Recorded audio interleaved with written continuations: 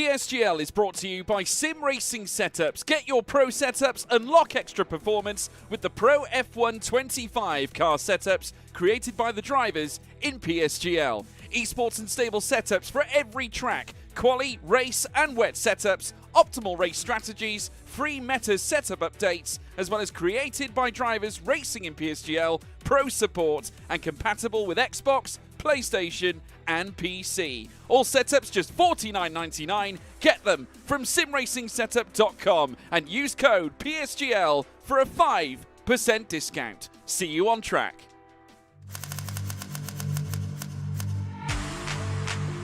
Good evening, everybody. Welcome back to PSGL. George Morgan here, your commentator, alongside me, TK, who is going to be rounding off the season with me. Down the inside, absolutely impossible. This is for the win between these two. I'm on the edge of my seat. He needs to get it done now. Blakey will dive to the inside. We're robust. We got our elbows out. Ronar takes the lead. Because here comes Alfie Butcher. Can't really complain with that one. It's not going to be easy. The pressure is on, of course. Jarno Opmeer is your champion.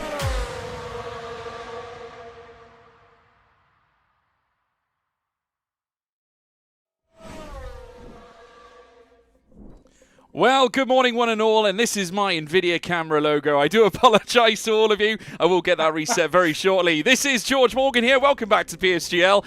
Now, we've had some fun. We've had some troubles. All my PC needed was a restart. It was acting a little bit stubborn this afternoon. But nonetheless, we are back racing for the Belgian Grand Prix this campaign. TK, we welcome you back as well. Looking forward to this one. It's set to be one special ride. It absolutely is. Belgium is one of those circuits that is almost so ingrained in Formula One, you could almost argue it is a part of Formula One in its inaugural history. Absolutely. We're in for a real treat, folks. And if by magic, we are going to be back very shortly, I promise you. I just literally need to restart my camera. I've never looked better, have I, folks? I honestly have never looked better. But here I am now in 1080p grandeur. Here I am. Yes, 60 FPS and everything. We are back, folks. I do apologize for the technical glitches. My PC, like I said, needed a restart for some weird reason. We were dropping frames like mad. I couldn't understand it because everything else was connecting up brilliantly, but my stream just didn't want to play ball for some weird reason. But we restarted. We're now back. We are live. Looking forward to this. We're going to be in for a treat. Welcome, if you've just joined us. Where have you been all season? We have got an immense championship fight, and we can talk you through some of the graphics as well. The driver standings tell their own story. Freddie Rasmussen in control at the moment of this championship race, and we currently have him on top. 65 points against his name, ahead of Jarno Opmeer on 62. Minute gap between them, with Otis Lawrence down in third on 38, and then Barry Burman 31, joint now with Ulash Yildirim, TK, who celebrated his first win in PSGL last time out at China. Absolutely, and what a race win it was as well. It was one of those Grand Prix that you never quite were sure which way it was going to tilt, which way it was going to kind of balance out. And in the end, it actually went the way of Ulas. And what a fantastic way to win your first race. It was a stunning performance, and obviously ahead now of Alfie Butcher, who is actually a former winner around this circuit that we're heading to today. Spa-Francorchamps, of course, Opmeer winning here twice as well. We'll get to the numbers very shortly. Furthermore, obviously that is how the standings look. Impressive results as well from Julian Klaffenbach last time out, who managed to pull off a dazzling P2 effort, currently down in 19th place 90 points in 9th place ahead of Ruben Pedreño. Thomas Ronhaar looking to get back into the main should we say points paying positions here this time around. Has had a very unfortunate season so far. Caraton Tormala, Ido Benham, Berejne Manley, Pookie Hofland and Crozen further back as well. Teams standings, 127 points for the Red Bull team at the moment, with Jarno Opmeer and Freddie Rasmussen at the helm. They are well clear of Ferrari right now, with both Ismail Fassi and Barry Burman driving for the Scuderia. Alpine in third. Further back we have VCarb, Kick Sauber, McLaren, Williams, Aston Martin, Haas and Mercedes, who are still sat at the back of the field on 4 points, 1 point behind Haas at this stage. This is, of course, the season's grid, just to remind you all of where the drivers are heading into this PSGL season. Doesn't mean to say that they will race every single round in this season's championship. We've got Otis Lawrence, Danny Berejnay, Duncan Hoffland, Nicholas Longe, Barry Burrowman, Ishmael Fassi, Reece Linton, Joris Krozen, Thomas Ronhai, Julian Klaffenbach, Alvaro Caraton, Ruben Pedreño, Tom Manley, Ulash Ozyildirim. We also have Jarno Opmeer, Frederick Rasmussen, Istvan Pukki, Lucas Blakely, Alfie Butcher and Jake Benham. And tonight, a few changes. Otis Lawrence with a quali ban is alongside Danny Berejnay. Duncan Hoffland alongside Nicholas Longe as well, with Ishmael Fassi and Barry Burrowman still at Scuderia Ferrari. Reece Linton, Joris Krozen, Thomas Ronhar and Julian Klaffenbach, with Alvaro Caraton, Ruben Pedreño at Williams, Tom Manley, Ulas Ozyildirim, of course Manley, a former winner at Spa as well, driving for the RB team. Jarno Opmeer, twice a race winner around this circuit as well, back in season 29 and season 30. He went to victory from pole back in season 29 as well, and will stand alongside Frederick Rasmussen as always. Istvan Pukki lining up alongside Josh Edo, who steps up in place of Lucas Blakely. That's a late change at Mercedes, with Wilson Hughes stepping up as well for McLaren, because Jake Benham still hasn't got his equipment. Alfie Butcher down there as well, also taking part, the former winner, as I said, back in season 34. And in terms of the calendar, folks, we've already ticked off Brazil, Texas, Britain, the Netherlands. We've had our break week in August, Japan in the books, so is China. This is the last race of the first half of the season's campaign. As of Jeddah, we will be in the second half of the season proper for round 8. Round 9 at Qatar, then another break week for the 1st of October. Bahrain then comes around for round 10. Australia, we go down under for round 11, with Mexico City for round 12. Las Vegas for the penultimate round on October 29th. And the grand finale on Bonfire Night, Abu Dhabi. We'll look forward to bringing you that, folks. It's going to be special. Either way, let's get down to the action, TK. Plenty for us to digest. Obviously, still the early goings of qualifying. We're yet to see some properly representative times. We'll see probably the best ones coming towards the end of the session. But Ruben Pedreño is fastest at the moment, a 1:40.395 ahead of the Iranian Barry Burrowman. Frederick Rasmussen, a 1:40.432. Minute gap still between each and every runner. Otis Lawrence greyed out because, of course, they are not going to be setting a lap, because they are, of course, well, Otis Lawrence, he has got a quali ban. He cannot set a lap in this session. Yeah, absolutely. We'll be starting from the back of the grid, and obviously it is one of the longest circuits, if not the longest circuit on the Formula 1 calendar. It's going to be a difficult one for Otis to try and claw back through those places, especially with just how topsy-turvy this circuit can be. And one thing I did just want to bring up quickly, and obviously a lot of this happened behind the scenes whilst we were going through the graphics, times are starting to come in on the soft tyres because we're expecting rain right at the end of Q1 here. Yeah, so we could yet see a twist up later on with, of course, the rainfall that is expected. Just having a look on my screen, actually, it's due in around about, we could see it as soon as 15 minutes, 10 minutes at the moment. In terms of the actual, yeah, it's actually saying specifying 11 minutes on my monitor at the moment. So they still have time to set yet another lap. They may well come in, TK, change those tyres, and then get stuck in with yet another run. You know, with the track a little bit warmer, it is still standing at the moment at only a mere 25 degrees. We have got more due to come later on. Yeah, we're expecting the track temperature to rise quite significantly if we see more cars out on the circuit. Obviously, they'll have one or two more attempts. If they're incredibly lucky, we may see almost a double outlap if drivers really feel they're in a situation of danger. But the key focus point that we've got to keep an eye on, obviously, we're being told rain in 10 minutes. From my experience, especially where you look at it, it's maybe coming 2 or 3 minutes before that. Actually, that timer hit 0. That's when the track really starts to get wet enough to affect the conditions. But the rain generally hits 2 or 3 minutes before that alert even comes through for us. Yeah. Well, we do appreciate you all tuning in, as always, including Gary Marsden. Great to have you in the live chat, as always.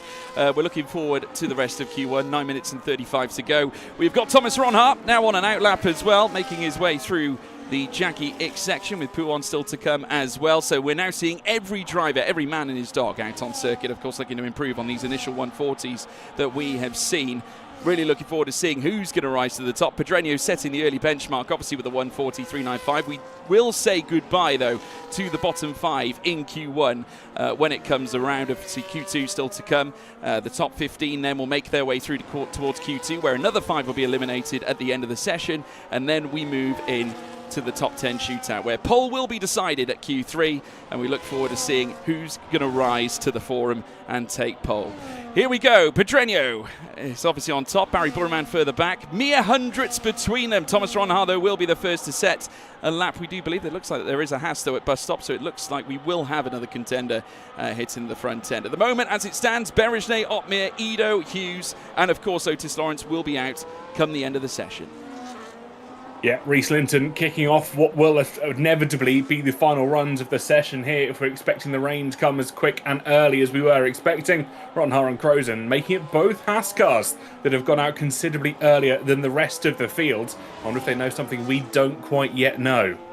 We'll soon find out. Let's ride on board here now with Thomas Ronhaar flying uphill through Rouge and Radion around this track that stands at 7.004 kilometres. That's 4.352 miles in length, 19 turns.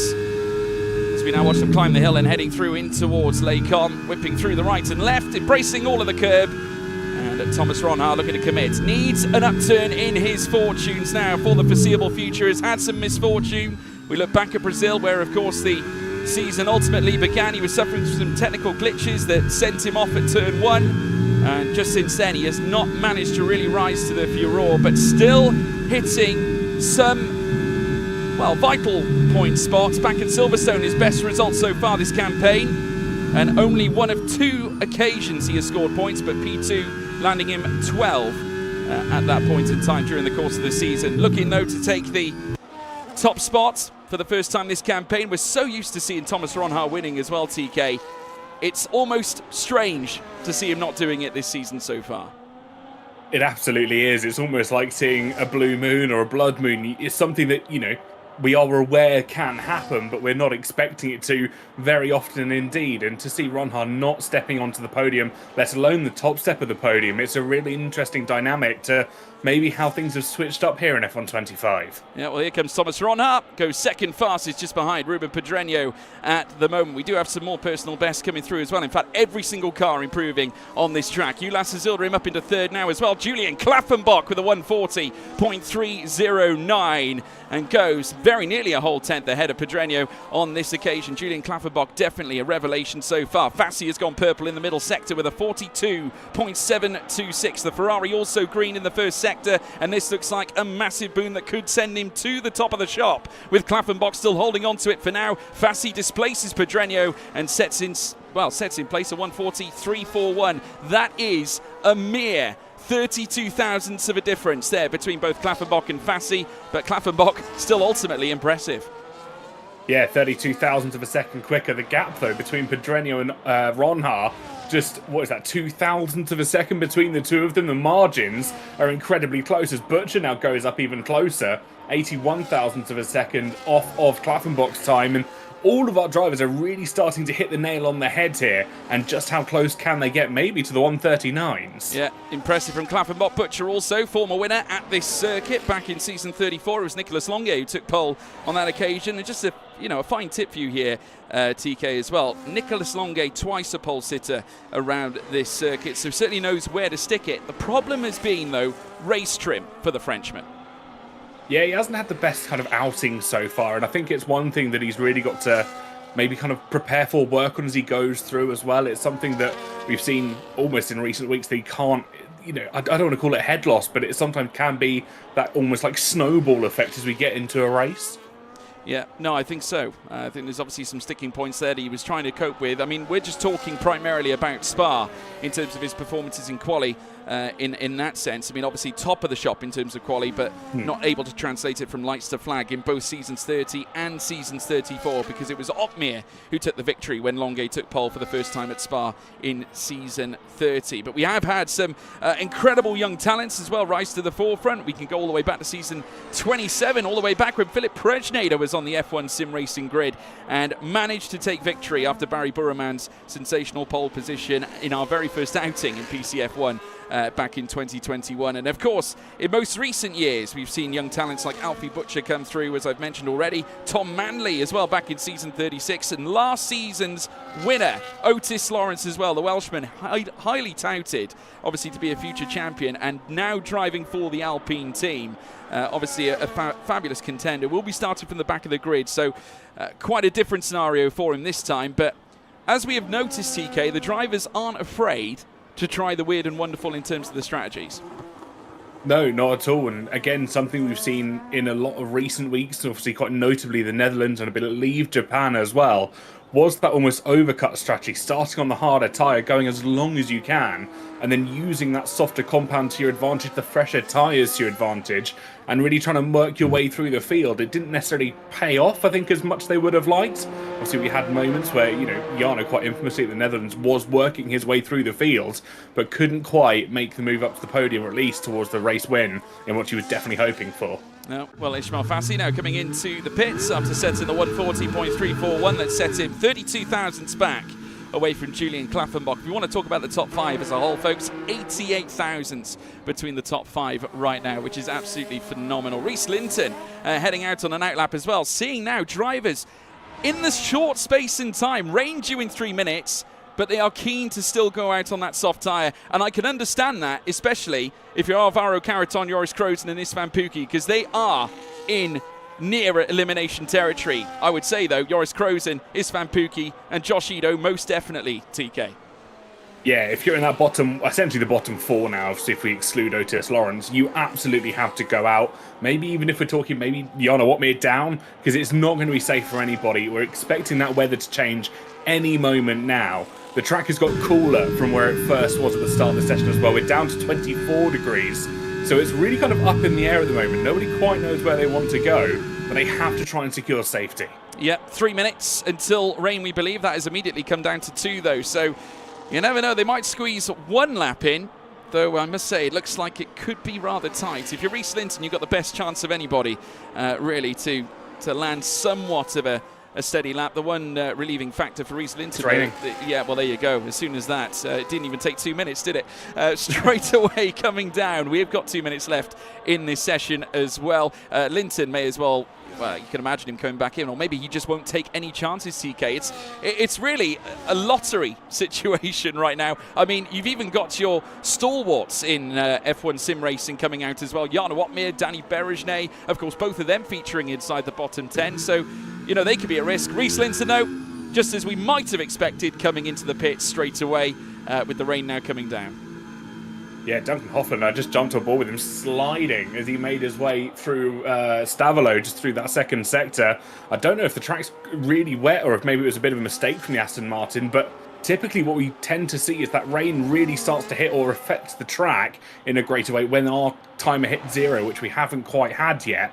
So maybe the track still has some life left in it. The question will be, is anyone going to try it? And I think a couple of drivers have gone for it. They certainly have. Joris Krozen, incidentally, will be the first of them. Istvan Pukki, you can just see in the distance as well, also looking to set in place a lap time of his own. So it's certainly not out of the question. In fact, no, the driver, the Mercedes is behind Joris Krozen, is in actual fact Istvan Pukki. Josh Ido is the one further back. So both Mercedes, again, continuing the form that Mercedes are on at the moment, obviously rooted to the bottom of the team's championship. Both cars in the elimination zone while the rain is falling. It doesn't look good, TK. It doesn't at all. Duncan Hoffman decided he couldn't go quicker, and that's Joris Krozen as he headed through Pouon, just almost losing the car, had to run to the outskirts, and I'm fairly sure under the PSGL rules and regulations he will have to abandon that lap regardless of whether the game is invalidated or not. Yeah, well, there you go. As we now watch them come through, obviously pretty much crawling around the track here, Joris Krozen. No improvements in the first 2 sectors, that's for sure. And no question he'll be bringing the car straight back in. We have had retirements across the board at the very top. Obviously, Klaffenbach down to Ronha, all happy that they have done what's necessary, and they certainly have done. We are now into stoppage time of Q1 as we now watch as Joris Krozen comes into the bus stop chicane, into the first half, and whipping the rear out on the car as well. He is going to cross the line and lay down a lap regardless anyway. May as well, considering the timer is out and it's going to go off. DRS now disabled to match. So that will pretty much confirm our eliminees. Duncan Hoffland, Istvan Pukki, Wilson Hughes, Josh Ido and Otis Lawrence, of course by default, seeing as he did get the quali ban at the top of the show. Yeah, unfortunately for the drivers, just caught out by weather, maybe a lot of cars on the circuit. Obviously, it's a very long circuit here at Spa, but when you've got 20 cars on it, all trying to set the fastest lap time if they possibly can, it can be somewhat daunting having 19 other cars putting in their absolute stellar performances around you. Yeah, well, Wilson Hughes giving us a show. Anyway, regardless, may as well, seeing as we're now at the end of the session, whipping the tail out, doing a nice pirouette, and now straight into the pit box. Great to see anyway. So there we are. End of the session. We will not be seeing Hoffland, Pookie, Hughes, Edo or Lawrence in Q2. That will bring an end to their session. So 2 Mercedes, an Aston Martin, a McLaren, and an Alpine not making their way through to the next session of qualifying. Julian Klaffenbach on top though once again, as Freddie Rasmussen also comes down towards bus stop, getting some mileage out on the wet compound of tyre towards the end of Q1. So, you know, whilst the he may already have the time in the bag, TK, some wet weather experience just in case we see wet weather come race time, because remember, we do have lobby resets. We do, and well, we're expecting, I think, heavier rain come qualifying as well. And from what I saw, 10 minutes until heavy rain, so we could be seeing definitely inters or maybe even full wets come out for qualifying. Yeah, no, absolutely right. Now as Rasmussen wheels himself or gets himself wheeled into the garage, we can of course run through the results of Q1. That's provided that the game will allow us to see the results of Q1. We may not even get that at this point, with the timer ticking downwards at this stage as we wait for them to come through. But either way you look at it, it's Julian Klaffenbach who's on top, fresh after the second place back at China.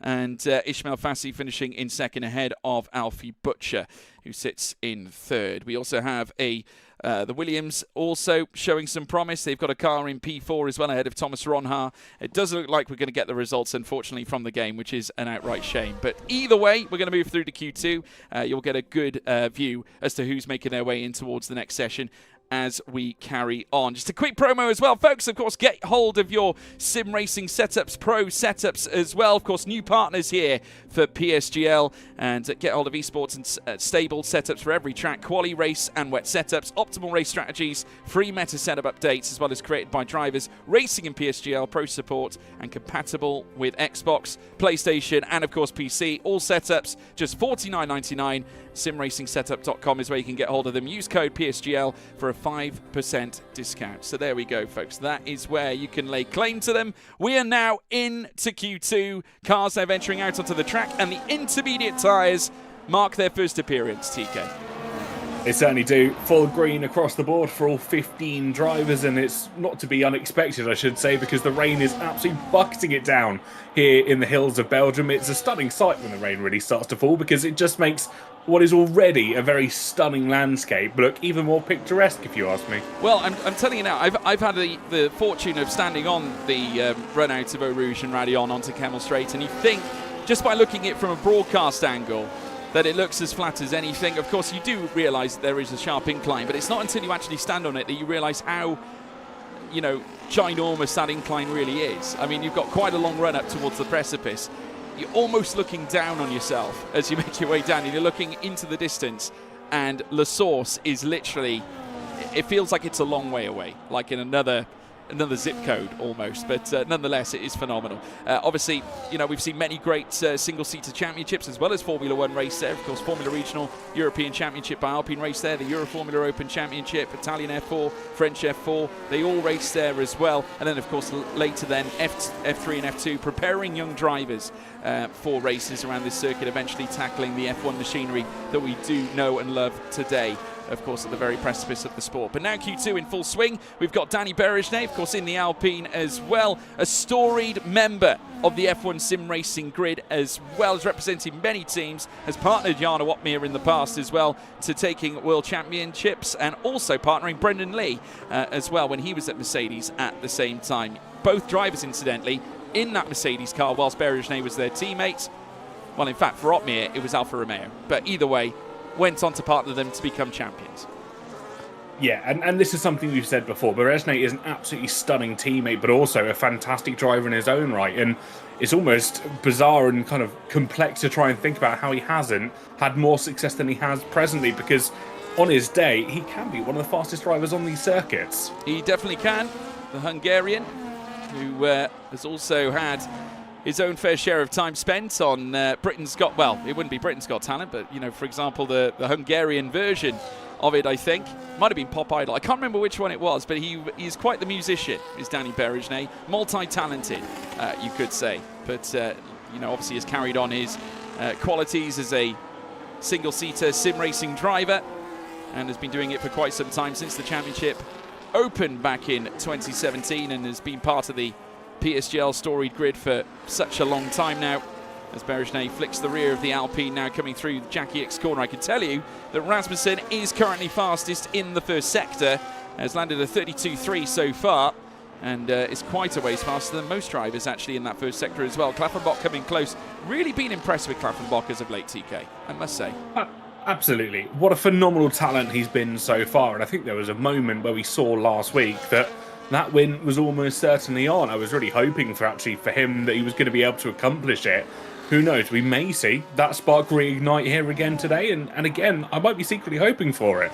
Yeah, well, here now is our race winner, our most recent race winner, Ulas Isildirim, becoming a PSGL race winner for the first time back at China. Now opening up the throttle, and now very quickly thudding onto the brakes. Obviously needs to prime the braking point in a very wet situation. Danny Berejnay has taken the purple middle sector though, but Ulas will be the first to cross the line and will set a 155.427. Julian Klaffenbach now with a 154 of his own. 0.5. Danny Berejnay 4/10 quicker than Klaffenbach here as now Ruben Pedreño goes third fastest. Reese Linton went into fourth provisionally. Of course now Freddie Rasmussen sits on top of the tree with a 154.1 so far, taking the purple first and third sectors. Barry Burraman into third as well. Jarno Opmeer will later be crossing the line. He's making his way through the Blanchimont section. Still Joris Krozen and Thomas Ronhaar to set a lap as well. Ronhaar coming in behind Opmeer, so the two Dutchmen are making their way through the final two corners to register their first laps. Can any of them get close enough to Freddie Rasmussen? A 154.1 currently the top time. Jarno Opmeer goes seventh fastest, so inside the top 10, which will be enough to secure safety for Q3. No time currently set for Ronhaar. He's about to set his first one now, and across the line he goes, and obviously going extra wide coming through the final corner. It does mean he's compromised his lap somewhat. He's 5 seconds off Ulas Isildirim in P14. He's 5 seconds off, but he's got a completely full battery, so I wonder if there was a moment as he was heading through that lap where he's decided maybe just to back off, reassess, go again, because obviously the battery's now fully charged, which if you are unfamiliar with F125 is a lot easier to do in a wet weather situation, but it still then gives him that full ability to push on a second lap here, because the tyres don't degrade as much as they would, say, if we're running the full soft tyres. Yeah, I mean, to his credit, I mean, I must say, we've seen Ronhaar pull out, different strategies in terms of qualifying in the past. There wasn't an invalidation on my screen for Thomas Ronhaar, I must say, so it was definitely a legitimate run. We do sometimes see, and we've seen it actually quite often now in the F125 game, when, they'll go for the double run. So Thomas Ronhaar will, obviously go out for the first run, maybe burn off a little bit of that extra fuel, then carry on and do another fast run. And I can tell you that that's corresponding elsewhere as well. Freddie Rasmussen has obviously done the same things in the past as well. Thomas Ronhaar has just actually posted a 32.526 inside the first sector. So just utilising that double run, getting some extra track time and just improving as time draws on. So a 32.5 in the first sector, green at the moment, but we'll need to try and thoroughfare in an improved middle sector and latter sector. Ideally purple, but obviously with the rain coming down, it can really raise question marks as to whether or how much he can gain over the rest of the drivers in this classification. Yeah, the rain's got heavier as well, as Freddie Rasmussen picks up an interesting penalty there for collision with Alvaro Caraton. Won't affect him as we head in towards the race, but just going back to what I was saying, the rain's got heavier from where it started at the start of Q2 here. It started light rain, heavy rain hit about 5-10 minutes in, so now we are experiencing really heavy rain, and that could relate to why Thomas Ronhaar has not been able to improve as much as we maybe were expecting. No, it's a 156.072, and I did mention that there is a possibility of heavier rain. TK, I can tell you that the percentages only get larger as the session draws on. Currently we're working at around 77% with track temperature at 21 degrees, air temperature 17. We're set to go to 20 degrees track temperature, so they say in 5 minutes. And then, of course, the air temperature is also dropping down to 17 as well. So the percentages also go as high as 91% in 20 minutes. So in between now and later, we go from 77 to 82 to 86, 91. So we might have seen the best laps of the session already, to be honest, which means that Frederick Rasmussen will be fastest of the bunch. Absolutely, and I think this is probably how it's going to stay. According to our telemetry, rain all the time. We're not expecting the rain to cease, at least in Q2. We are waiting to see what happens in Q3, but with a track, and when it's this damp, this wet, you don't see it improving at the snap of a finger. Yeah, no, absolutely right. Obviously, it's still very much waterlogged at the moment. Thomas Ronhart, of course, now looking to come into the pits, and this could be a very dire end to the session for the young Dutchman, who we've become so used to seeing him on top. I must say, if we look at some of the numbers from the past of where he has competed, of course, in PSGL, of course, very nearly a champion as well in his own right. Of course, Barry Burremand taking that title. Jarno Opmeer has won the lion's share of the prizes in PCF1 with 6 championships going his way. Of course, Jarno, last time out back at China, securing his 50th podium in PSGL as a whole throughout PCF1. Coupling that with 24 wins and 12 poles. If he wins today, Jarno Opmeer, that will mean a quarter of a century in terms of race wins taken since season 27 officially began. In terms, though, of Thomas Ronhart's performances as he's made his way through the rostrum of PSGL, it has been 5 race wins with 18 podiums, 13 poles. He's actually got 1 more pole position than Jarno Opmeer, despite not starting in necessarily the same number of races. Yeah, but that really sums up what sort of driver they are. They're able to pull it out the bag when it matters, and you can have as many attempts as you want to maybe try and hit a bullseye. Doesn't mean you're more likely to hit it more times than someone that rocks up just once and gives it a throw. Yeah, there you go. As we now watch as Ronhart comes into the box, the rain still hammering down, as you can see. It's battering off the halo as the Kicksabber now comes into the pits. We do have outlaps elsewhere, so some drivers actually affording the chance to risk it, essentially just to see whether there's any kind of improvements in the offing. Of course, I am seeing again those percentages only crawling upwards. It still remains at the moment at 77%, but 79 is due to come. The air temperature is taking a stark drop right now and has actually just flattened off for the moment, so I don't think we're going to take any further drops. We are actually at 17 degrees at the moment as now Caraton makes his way through the final part of the course. Of course, only both he and Freddie Rasmussen have been with their team, throughout the entirety of their history in F1 sim racing as well, TK, which is quite the record as well when you think about it. Obviously, Caraton has been with Williams since 2018, and same can be said with Rasmussen. Red Bull, basically part of the Red Bull family, of course, did race for Toro Rosso, as it was then in his first season. Yeah, absolutely, and it speaks a lot when you kind of have these drivers that you don't want to call them career drivers, so to speak, but the ones that have stayed with the team for years upon years. And obviously, if you look at the likes of maybe Blakely's probably a bad example after his recent departure over to Mercedes, but obviously he's been with McLaren for years upon years, and he's had great successes there. Yeah, well, in comes Alvaro Caraton. Alfie Butcher also in the pits as well. Ulas Zildrim on an outlap. We've currently got the lion's share of the grid currently in the pits at the moment. Joris Krozen currently making his way around the circuit as well, coming through out of Jackie X. And then later, he'll be down through towards Pouhon. No improvements on these laps right now, as far as we can see at this stage. Krozen, whose last lap was a 1:54.505, enough to pop in 5th fastest, made his F1 sim racing debut. Of course, last campaign. And I must say, a lot of pressure on young shoulders, but has really risen to the occasion. Obviously, great opportunity to enter his name into the fold and build that confidence up for yet another campaign as well by putting in some decent performances. But ultimately, it comes with results. It's taken only 2 points finishes so far this campaign, Texas being the first one and China most recently being the next. But it was a 9th place finish back in Texas with the 10th place finish in China.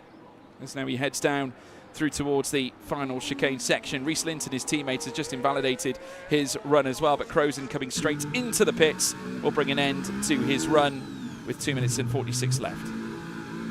Yeah, I think everyone's sort of making their minds up here. Quite a few drivers heading in towards the pit lane. It will be Ulas Zildrim, the only driver left out on the circuit at the moment. Everyone else decides to, I say that as 2 more people go out. So I'm going to eat my words here in the commentary box. As another driver heads out, Ismail Fassi and Thomas Ronhart for at least one final run here in Q2.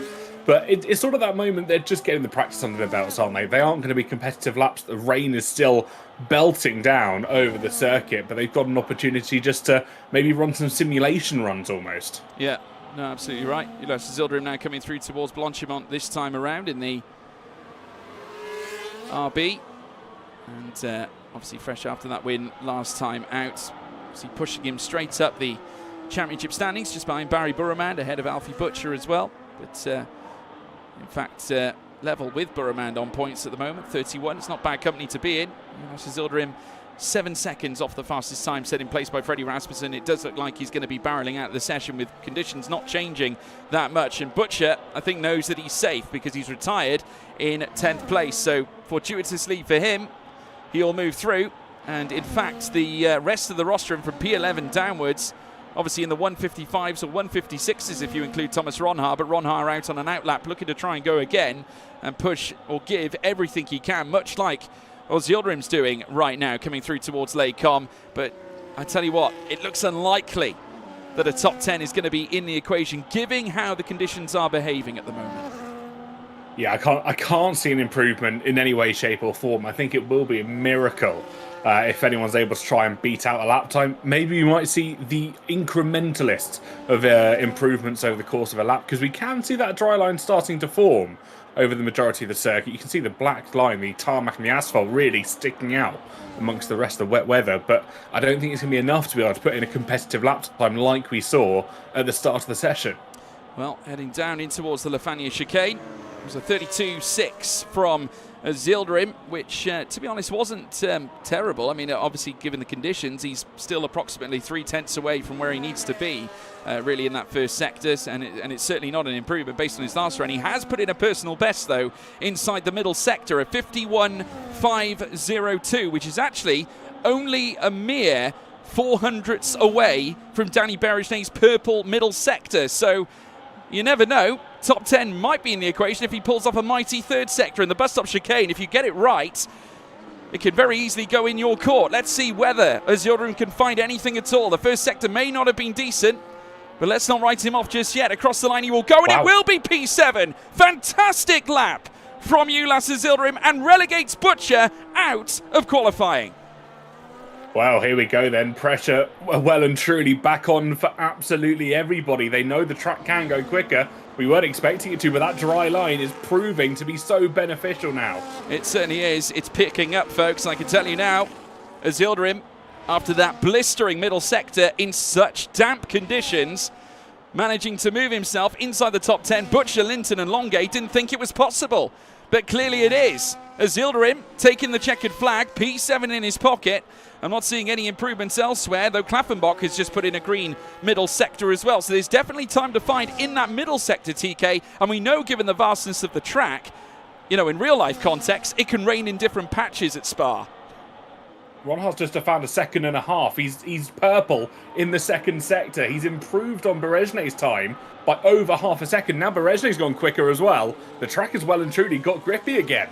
All of a sudden, out of nowhere, as now Klaffenbach looks to improve as well. And he will, but not by much. Certainly not by enough to cause a massive imposition on anybody else. Danny Berejnet with the purple middle sector. The purple middle sector has now gone elsewhere to what looks to be Jana Watmere. Is now Fassi goes to the top, and Thomas Ronhaar takes P1 here for now. Rasmussen improves with a 1:53.505. Great time there from the Great Dane, the only driver in the 1:53, soon to be joined by Danny Berejnet, though, with a 1:53.895. Tom Manley, the former winner around this circuit, goes into third fastest as well. And further back, Caraton also crossing the line and moving up into fourth. So some massive changes towards the end. A spicy ending, not one that we expected, but Alvaro Caraton into fifth. It is, of course, though, Freddie Rasmussen, your P1 sitter here at the end of Q2. Ahead of Jana Watmere, Red Bull 1 and 2. Watmere coming in at the very death, finishing 32 thousandths behind his teammates. And Watmere not oftenly well known for his qualifying exploits generally on what happens in the race. Danny Berejnet in third, Tom Manley in fourth, Alvaro Caraton in fifth, then Thomas Ronhaar with Ismail Fassi, Barry Burrowman, Joris Krozen and Ruben Pedreño just about staying in. And can you believe it? Julian Klaffenbach eliminated at the very end of the session. Ulas Zilderim also eliminated as well. Alfie Butcher in 13th, Reese Linton 14th, and Nicholas Longue 15th place. The former pole sitter won't be taking pole today. Wow, what a qualifying we've just seen. I don't think anybody expected that to ramp up. It was incredible to see what happened at the end. The rubbering in of the surface really paid beneficial to those that really gambled at the end. You can see them improving by seconds, second and a half over the course of a lap. It was incredible. It was incredible. I mean, we didn't expect it, folks. We saw the rain ramping up. We thought that the conditions were just too damp for any kind of improvement to be instilled through the course of the end of Q2's running qualifying. But there we have it.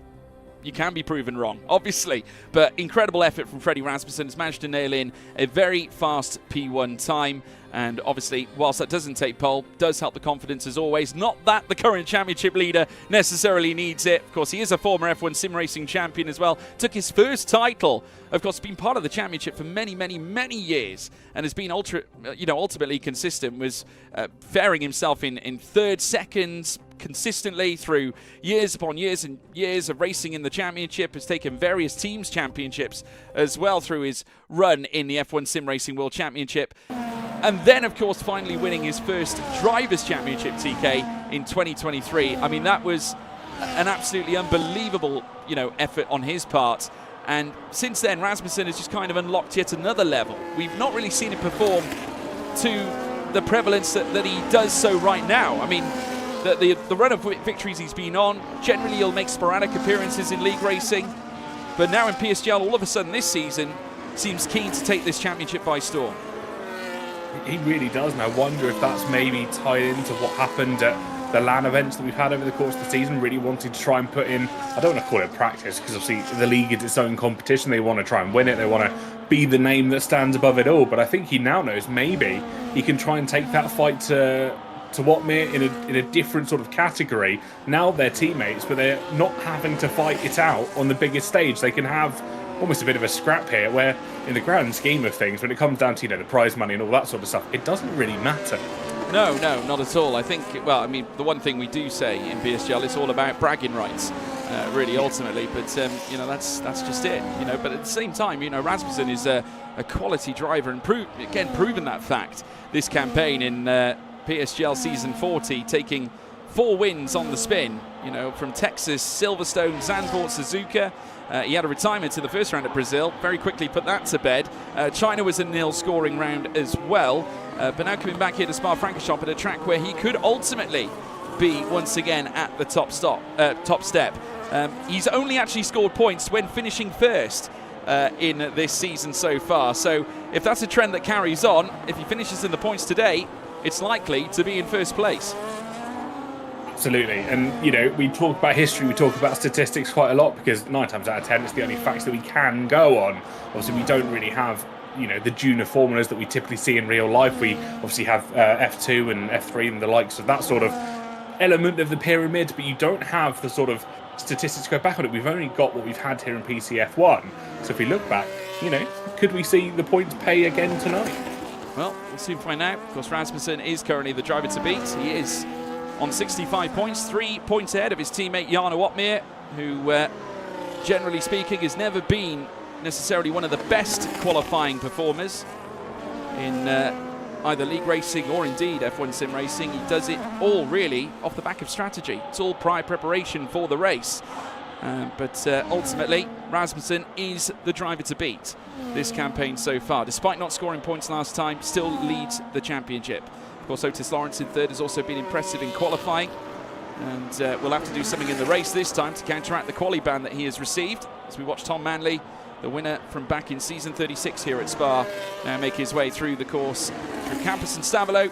And then Corbet Paul Frere, currently holding on to the purple middle sector time, which will, of course, change as time draws on. He's really struggling with the track here, Tom Manley. We've actually had an invalidation from Rasmussen in this first time around. He might choose to go again. We'll wait and see. Maybe do something that Thomas Ronhart pulled off earlier on in our previous session. As we now watch as Tom Manley now makes his way through the bus stop chicane to register his first lap onto the board. Danny Berejnay purple in the middle sector for now, but it's Tom Manley who goes fastest straight away. Next up, Danny Berejnay in the Alpine with a 1:53.889, and we have elsewhere as well the Fifth place driver Jana Watmere currently purple in the first sector too. Ishmael Fassi has gone second fastest. Now Barry Burman has taken that away from him. Thomas Ronha will come across the line as well and join the others up at the top end with a third place time in the 154s with a 154.1 and a couple of tenths away from Barry Burman within 2 tenths in actual fact. But we'll now wait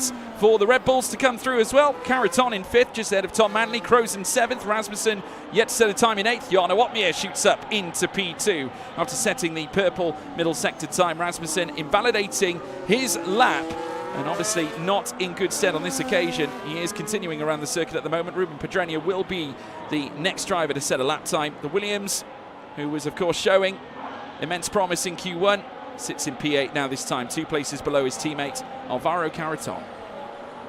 Absolutely. The drivers are starting to put those initial runs in, just getting accustomed to how the circuit sort of is starting to run once again. Obviously, the track temperature staying consistent. The rain is still here to stay till the end of the session. I can at least confirm that. So we are not going to see any more dry running, at least in qualifying. Who knows what the race will hold for us as well.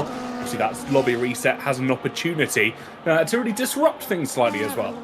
Well, this is how the gaps look. Danny Berejnay, the Hungarian, on top with a 153.889 after a blistering lap. A lap that is now placed in 54 thousandths ahead of former teammate Jana Watmere. Of course, both of them sharing a Mercedes rig together in prior seasons of F1 sim racing most recently, but both have since departed the Silver Arrows, with of course Danny Berejnay moving to Alpine, Jana Watmere moving to Red Bull. Barry Burman sits precisely a 10th. I just say that actually a 10th plus a 1,000th behind Danny Berejnay at the moment. It's not recording that 1,000th on our screens currently, but on our telemetry it almost certainly is. Thomas Ronha is now in 4th fastest with a 2/10th gap to the top, with Ishmael Fassi down in 5th, just over 2.5 tenths, and then Alvaro Caraton in 6th, Tom Manley down in 7th, Ruben Pedrenia 8th. Of course, a double Spaniard partnership as they go side by side into the pits. Goodness me. Now, is there damage there for Barry Burman? Because he got caught on the entry there, TK. Got very close between himself and Rasmussen. Well, I think I'm trying to keep an eye. Can't see any major damage. Obviously, he's been stopped by Fassi, who is heading into his own pit box. Obviously, it won't necessarily matter too much if they've got damage. They are able to repair that in the pits or in the box, and they don't lose any time for it. I think that's the important thing to remember. Yeah, well, it just looked like they were going side by side into the pit entry road. And obviously, straight away, you've got the bollard just on the left-hand side when you come in. It looked almost that, that he drove straight into the pit barrier. But obviously, no harm, no foul here this time for Barry Burman. He enters now his pit box as the Ferrari crew wheel the car back into the garage. And a great opportunity for us to, of course, plug our sponsor again, Sim Racing Setups. Get hold of your pro setups for F125, folks. Use code PSGL for a 5% discount. So there you go, plenty to offer. But anyway, we're now in the cooling stage, TK. What are your thoughts? Who's impressed you? I think that the obvious choice has to go to Danny Berejnay. Had a really fantastic start to the session. Obviously, you know, you want to start as you mean to go on. Are there room for improvements from everybody else? Almost certainly. But obviously, we did see some late excitement in Q2. You know, what you could be hoping, I was kind of hoping for Julian Klaffenbach to maybe make an appearance in Q3. Has done so for the majority of the season, but alas, not this evening. So I think, you know, the Berejnay, Otmir, the two drivers that impressed me so far. Yeah, well, we can have a look and see later on. Well, obviously the results tonight could yet turn the championship on its head, ultimately. I mean, if we look at some of the numbers, we got quite a vibrant battle for P3 in the championship. We've got a big battle for P1 in the championship. It'd be great to hear from you guys at home as well in the chat, wherever you're tuning in from around the globe. We do appreciate your company here this evening. Please leave a comment. Please leave your predictions as to who you think is going to take pole position come the end of the session. We've got 3 minutes and 20 to go. There will be one more run prior to the very end. And I can tell you, folks, the track is going to improve as time draws on. We may not see the improvements come that quickly, but we're currently standing at 91% in terms of the water here, TK. With us, okay, hypothetically, in 20 minutes' time, it'll be 79%. We're not going to see that. But the track is improving. But how much of those improvements will we see with only a minute number of minutes to go? I think the question is going to be who really wants to kind of head out last in this qualifying session. Obviously, it's kind of the reverse to what we typically see in a qualifying, because everyone wants to be the first one out to have the free and the clean air, maybe give a toe as well. But obviously, when the track's this wet, you want the track to be almost as rubbered in as you possibly can let it be. So obviously to allow more cars in front of you could be beneficial if you get your timing right. Absolutely right. Well, I can tell you we've got predictions plenty for Freddie on pole as well. Keep it coming, everybody. Craig Ryan saying Freddie on pole as well. Danny Pole says Roy van der Aar. Thank you for your comments as well. Please keep it coming, folks. Jarno is Dutch, Max is Dutch, so people can race very Dutch people can race very good. I like that forward thinking. Jarno de Goat says GZMN 11. Jarno Watmere is him. He's got a cold face and a goat as well. Thank you, Dion, for that. Gary Watson saying Jarno. Danny the Delirious, take P1, says Tactics Rules. Thank you for your comment as always. Of course, a story member in the live chat. Been here since season 27. Always great to see you. Tactics Rules. Danny says Phoenix Silver. Freddie Jarno, Danny says Cookie as well. Joris Krozen in the top two says Nicky. That's a wild card if I've ever seen one. Currently P9 at the moment. Danny says Phoenix Silver, also a member of this chat for many, many, many years now. Of course, in season 27. Joris Pole says Victor Vidler. We also have Jarno takes pole from Colin TK. We also have Alvaro from Santiago Rubo. Thank you so much. We also have Berejne is the GOAT, says Omar Akdim. Keep it coming, everyone. Yurian to Best saying Jarno. Freddie and Jarno, let's go. We've got Jarno is like Lionel Messi. Frederick Champion also being asked by Joris. We've got Freddy as well as Freddie, I would imagine that is from Ramses Martinez. Dylan Warren saying Otis. I don't think that's possible, Dylan, but appreciate your contribution. Esty saying Jarno Otmere, the GOATs. George Morgan P1, I appreciate that. I think it could be TK. I would agree with Scotty Designs, by the way. TK takes pole, TK. No, not a chance. I'm quite atrocious driving in the wet. I'm sure a few people have seen that before. I tend to end up in a barrier. It's a good friend of mine. Yeah, no, it's a good friend of mine as well on the odd occasion, TK. There's no shame in that, could say. No shame in that at all. The drivers now making their way down through towards the start-finish line. It looks like Danny Berejne is going to be the first driver to lay down a lap time. We can ride on board here with the Hungarian as he now flies down through towards turn 1 at La Source. Heavy onto the brakes. You just see that, how much force he is putting into that steering wheel to make that maneuver, get the rotation out of the car now as they fly out through towards Eau Rouge and Radion once again. Ruben Pedreño, 5-place grid penalty for illegal blocking, but of course remember, we do have the lobby reset, so if indeed it wasn't necessarily a blocking scenario, whether it was more just a game glitch, that will be reset, folks. Is now climbing up the hill through Kemmel. Berejne flies through Lecom. Got to try and keep it focused now as we head into Rivage and through Pouhon, because they are critical corners in this lap. Because if you get them wrong, you are setting yourself up essentially for failure heading through the third and final corner. Yeah, certainly are coming down through towards Rivage now. Just see that rear just stepping out here as he now whips through Jackie X corner. And next up, we have a run down through towards Pouhon as we head downhill later. A double right-hander to come. But first of all, Lavanier chicane before they tackle Campus and Stabilo in towards Corbeil-Pourfrère. So now we see the man embracing the intermediate tyre, much like every other driver out on this circuit right now, just trying to find some level of improvement. Lighter rain is due to come. The question is, are the improvements there and ready for these drivers now? I can tell you they are, because Danny Berejne is purple again on this lap with a 50.502 here in the middle sector. So he could yet put yet more time between himself and Jarno Otmere and more as he now makes his way down through towards the bus stop chicane. The Alpine team that have enjoyed runs in qualifying with Otis Lawrence, they don't have him this time, but they have another to call upon. That name being Danny Berejne, as now he looks to hop across the line to improve the run, and will indeed improve it. A 153.102, but there are purple laps elsewhere, TK.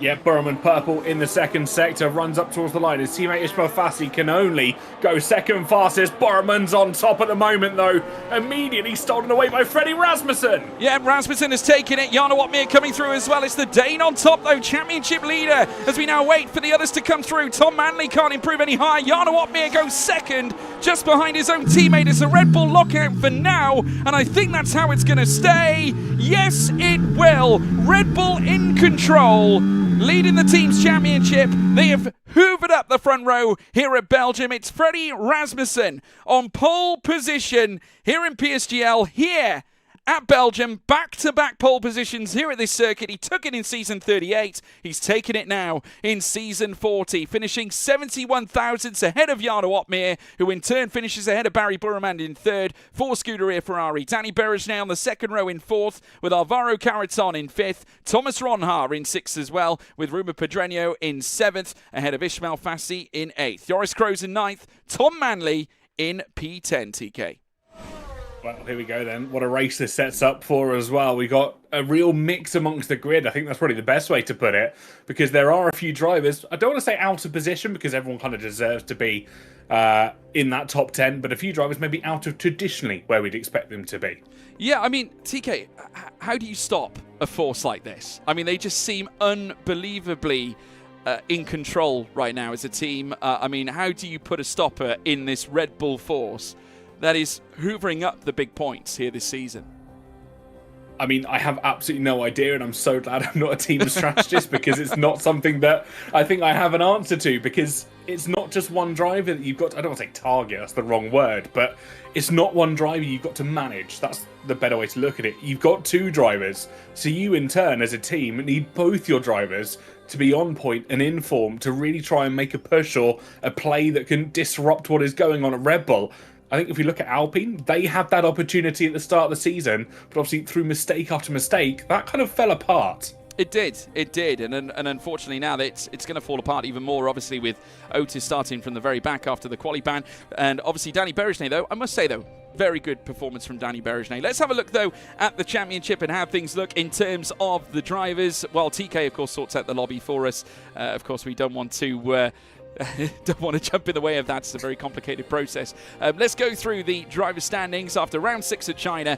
Of course, Freddie Rasmussen sits at the top of the tree. The man who starts on pole position today certainly looks like he's in a position now to take his 6th win or his 5th win of the season, I should say.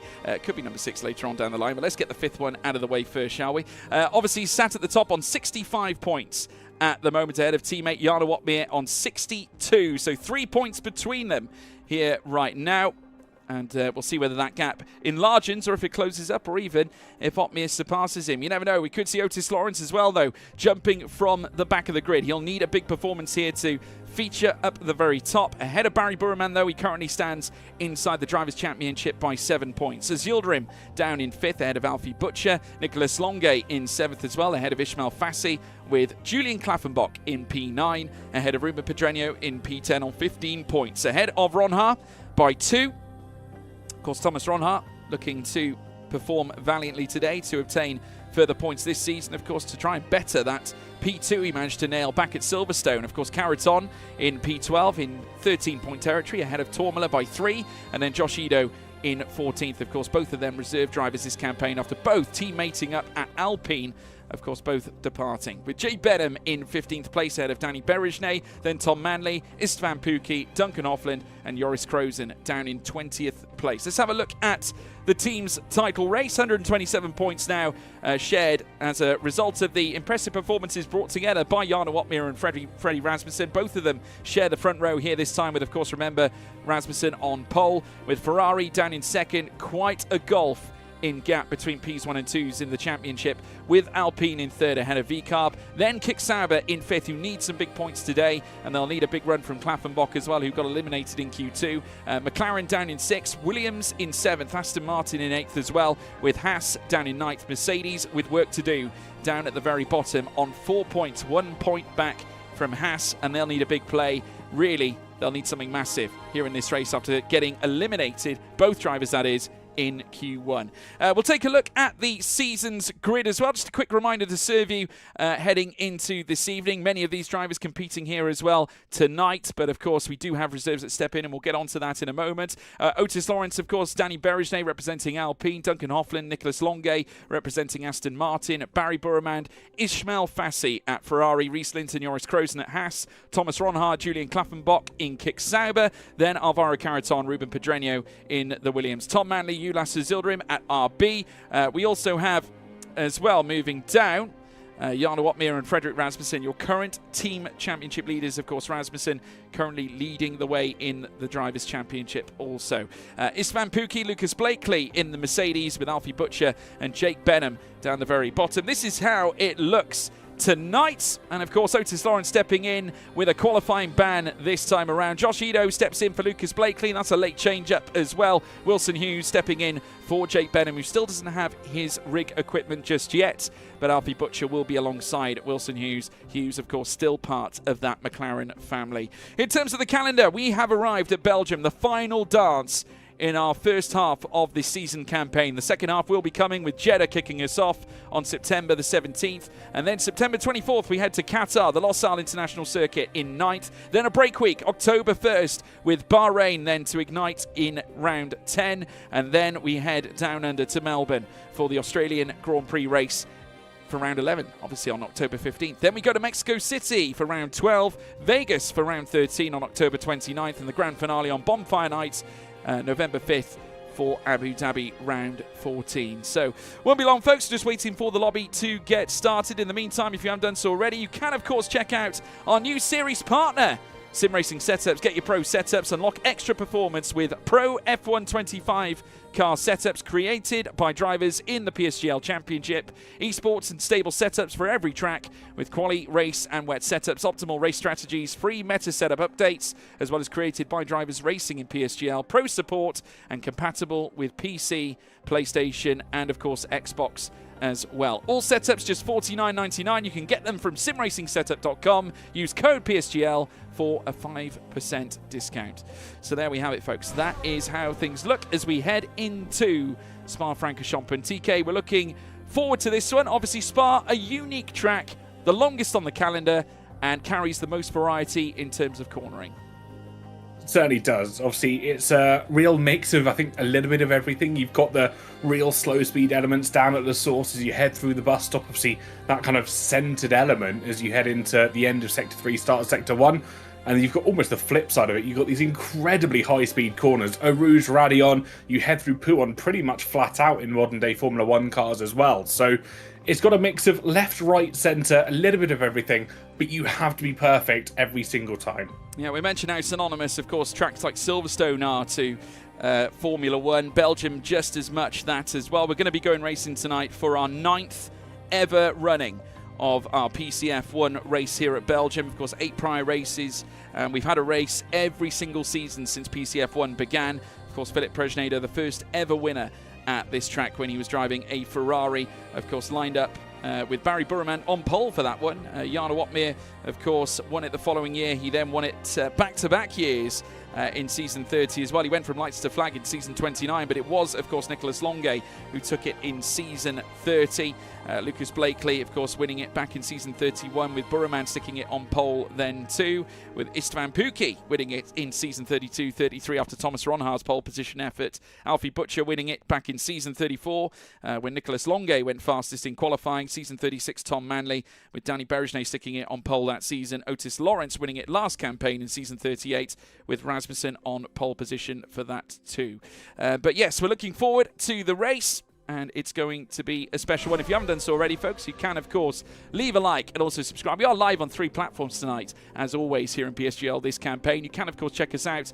If you're watching on YouTube, please leave a like and also subscribe to the channel. If you're watching on Twitch, please be sure to leave a follow as well. We're going out live there as well, week on week. And also, check out our TikTok, which is live already. You can check that out as well by leaving a like and also smashing a follow as well. Growing platforms all the way. Check out on social media as well, PSGL at Premier Sim GL. And for all of you shouting start, that is not my job. Can I just say, we're not in control, are we, TK? We're certainly not, and actually we're at the well, what's the word? We're at the royalties of the drivers, put it that way. We're still waiting one of them to get into the grids or get onto the into the lobby. I'm not going to name names this time because they have had to restart their PC, so slightly out of their control. So we are just waiting one driver, and then, God forbid, we're ready to go. You impatient lot. Yeah. So don't shoot the messengers with nothing to do with us. So before you start accusing and pointing your little fingers, you're wrong. But yeah, we're looking forward to the race. It's going to be good. In terms of predictions here, TK, what are your thoughts? Give us your prediction, actually. Who's going to win this one? Oof. I'm going to go a completely left field prediction here. Otis Lawrence to stand on the top step of the podium. Goodness me, TK. I love it. What a take. That's extraordinary. Come on then, everybody. Let us know in the live chat as well. We want to hear from you. Please make sure you leave your predictions in the live chat. We will read them out as time draws on. At the end of the day, we want to hear from you. So come on, bring it on in the live chat. We want to hear what your predictions are. We were talking about numbers actually earlier on, all-time numbers. Of course, Jana Watmere currently leading the all-time wins stats. We also have Barry Burraman, 15 wins and 31 podiums, 18 poles. Burraman trying to rival Watmere in terms of mere statistics as well. We have Alvaro Caraton, 2 wins, 13 podiums, 3 wins for Danny Moreno, as well as Philip Presnader. His only win actually coming at this very track, TK. Well, I think if you're going to repeat it and do the double, what a place to do it at, Yeah, well, I mean, I agree. Someone's also accusing me of dyeing my hair as well in the live chat. I can tell you that is not true, everyone. Otherwise, I wouldn't have greys, around about here, You see that? Little bit of dusting. That's called Arctic Blonde highlights, everybody. So there we go. But yeah, looking forward to this one. It's going to be good. Obviously, for me, statistically, the driver that's carried most wins that currently sits on the grid at the moment around this track is, of course, Jana Watmere. Elsewhere, of course, Lucas Blakely, who has won around this circuit, isn't, of course, here tonight. Josh Edo stepping in here this evening. Alfie Butcher has a history of winning around this track, only doing it the one time. Tom Manley the same. Otis Lawrence, to your point, TK, has won it before, but obviously a different kind of beast when you're going from the back of the grid. We'll need to pull off a worldie in terms of the strategy, and we don't have a safety car, TK, to help them out with that. We certainly don't, and I'll tell you one that might spice the order up slightly. I tried to set the grid. The drivers have readied up before I could set the grid. Well, so goodness. we shall see. I'm fairly sure it's done. I just didn't get a chance to double check it because they'd all readied up. Okay, well, we'll pray. Hopefully we'll be fine. Hopefully we'll be fine. But yeah, don't worry, folks. Don't you worry. We will be going live very shortly. Hopefully the drivers have obeyed to the grid.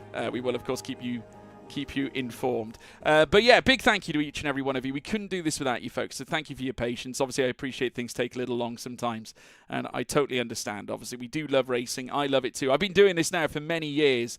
Of course, since 2018, I've been in Sim Racing League commentary boxes, and of course now, as of recent, as 2022, that's catapulted me now into real commentary boxes as of then. And of course I have commentated at Spa in real life over many occasions with Frecker and of course the Euro Formula as well. Now I can confirm that we do have some track action. All of a sudden we are out there. Hopefully the grid has behaved itself. Nope, we've got to have a restart. Oh no, Petronio's in P20 because they didn't give me a chance to save the grid. Oh well, see now folks, you give us stick, right? I think it's about time that you give us a little bit of credit here, It's not always our fault. Oh, my goodness. Right, so basically to lay it down for you folks watching in the live chat, the drivers have readied up already to get onto the grid prior to the grid being organised. So, unfortunately, it does mean we're on the back foot. Obviously, we could only apologise. Nothing we can do in that situation, folks, but we're going to start again, get that grid sorted out. So do bear with us as time draws on. Apparently, we need better commentators for PSGL. Connor finds some, they'll let us know, right, TK? Yeah. Any recommendations, send them to connor@psgl.co.uk. Yeah. And I'm sure he'll send them straight to his shredder. Absolutely. Yeah, he's got an executive machine for all requests like that, I believe. There we go. But yeah, that's good. Very good. The drivers just getting themselves out of the session now. They're all retiring from it as I speak. So no race will be carrying on just yet. We will, of course, bring you the action very shortly.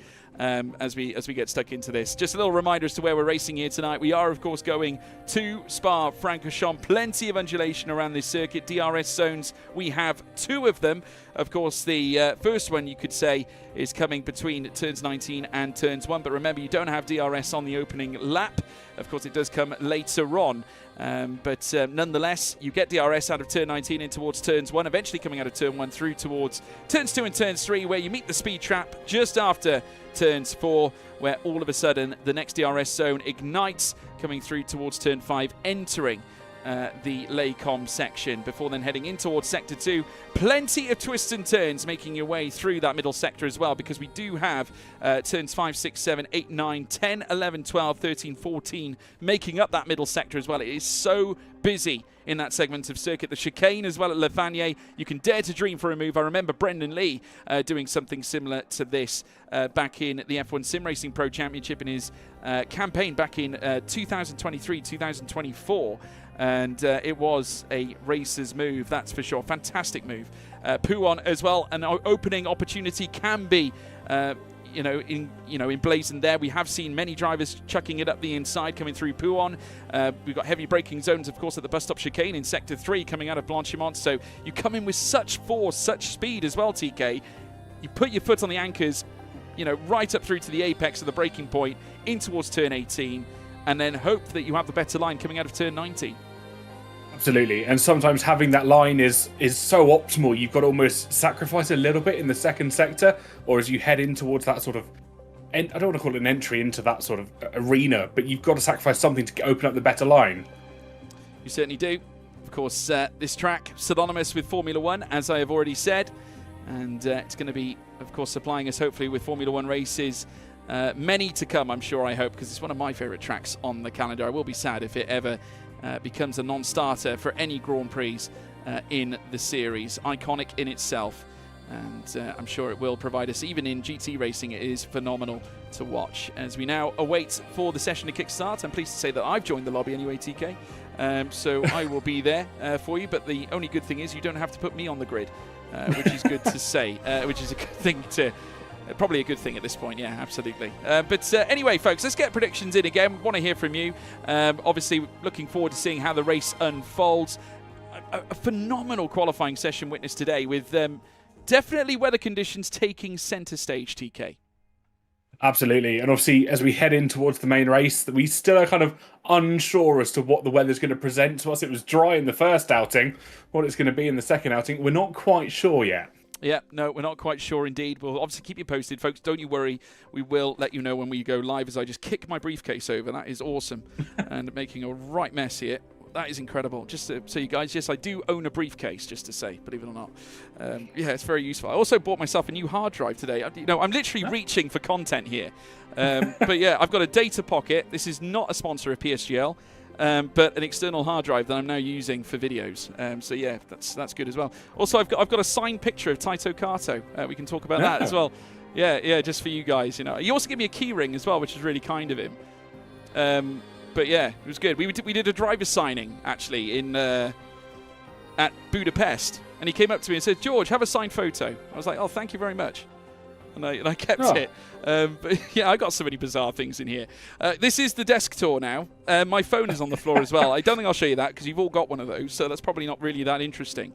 What else have I got? I've got Shamir glasses here. I've got pens, USBs. We're taking this to new levels. Augustin, really yeah. I tell you what, we could open the floor, couldn't we, to questions and comments? I mean, that could be dangerous, but let's talk about it. Blake Ellerwood, George for Sim Racing Championship commentator. Have we got a question for TK as well? Please let us know in the live chat. Try the Seagate drive, man. I've got Seagates. I've got them in my PC, but I wanted to try this one because apparently this one was recommended to me, and I'm really quite excited to use it because I got a load of video content that I need to pop on it. Someone is saying, "Shut up, George." Stephen Croot. Thank you, Stephen, for that. George, take over Liberty Media. I'm not quite sure they'll want me to do that, mate. That's far too big for me to look after. Just stick me on a broadcast. I can look after that all you like. But yes, no. Questions. Open the floor. We want to hear from you. How many arms does TK have? Ask Yorisin. TK, can you answer that question, please? Just the two, funnily enough. Although I think the drivers do wish I had more at some times. Have you checked recently?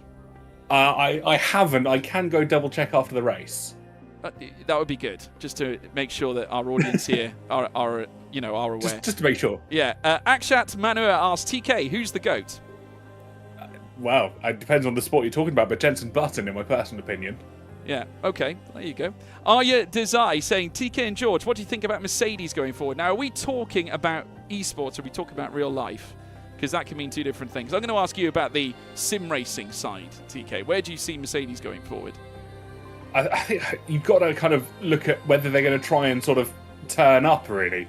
Because obviously we've heard the rumours, we've heard everything that's going on about it. If they turn up, who is their driver lineup going to be? They've got some strong contenders that still don't have seats, so it's going to be a question of can they get that team in and really sort of work their way forward from there. I'm not reading that question, Luke Humphreys, because that looks exceptionally horrendous. Reading that, my goodness me. Goat of F1 sim racing. Baz is asking that. TK, in your opinion, who is the greatest F1 sim racer of all time? Brendan Lee. There you go. Conclusive. I mean, it's hard to top the first ever champion, isn't it? I suppose. Absolutely, and it's one that will forever be in the history books. Yeah, I can tell that you are doing the grid right now, so I'm going to let you do that in the meantime. Obviously, folks, I appreciate the questions. We've got more of them coming in as well. I'm literally watching this while studying. Thank you, Mystical Spirit, for your commitment. Also, what's your opinions on Lewis Hamilton's future? I believe that his future could lead to anything at the moment. Obviously, looking ahead, things haven't started quite off as he might have envisioned at Ferrari. But then again, are we surprised? Obviously in many ways, because of course we've seen great drivers go to Ferrari in the past, like Sebastian Vettel, for example. Even Charles Leclerc being a young driver full of promise, entering the Scuderia team, not managing to lift them a trophy. But if there's one man who could potentially do that, I'd argue that Lewis Hamilton is probably a man to do that.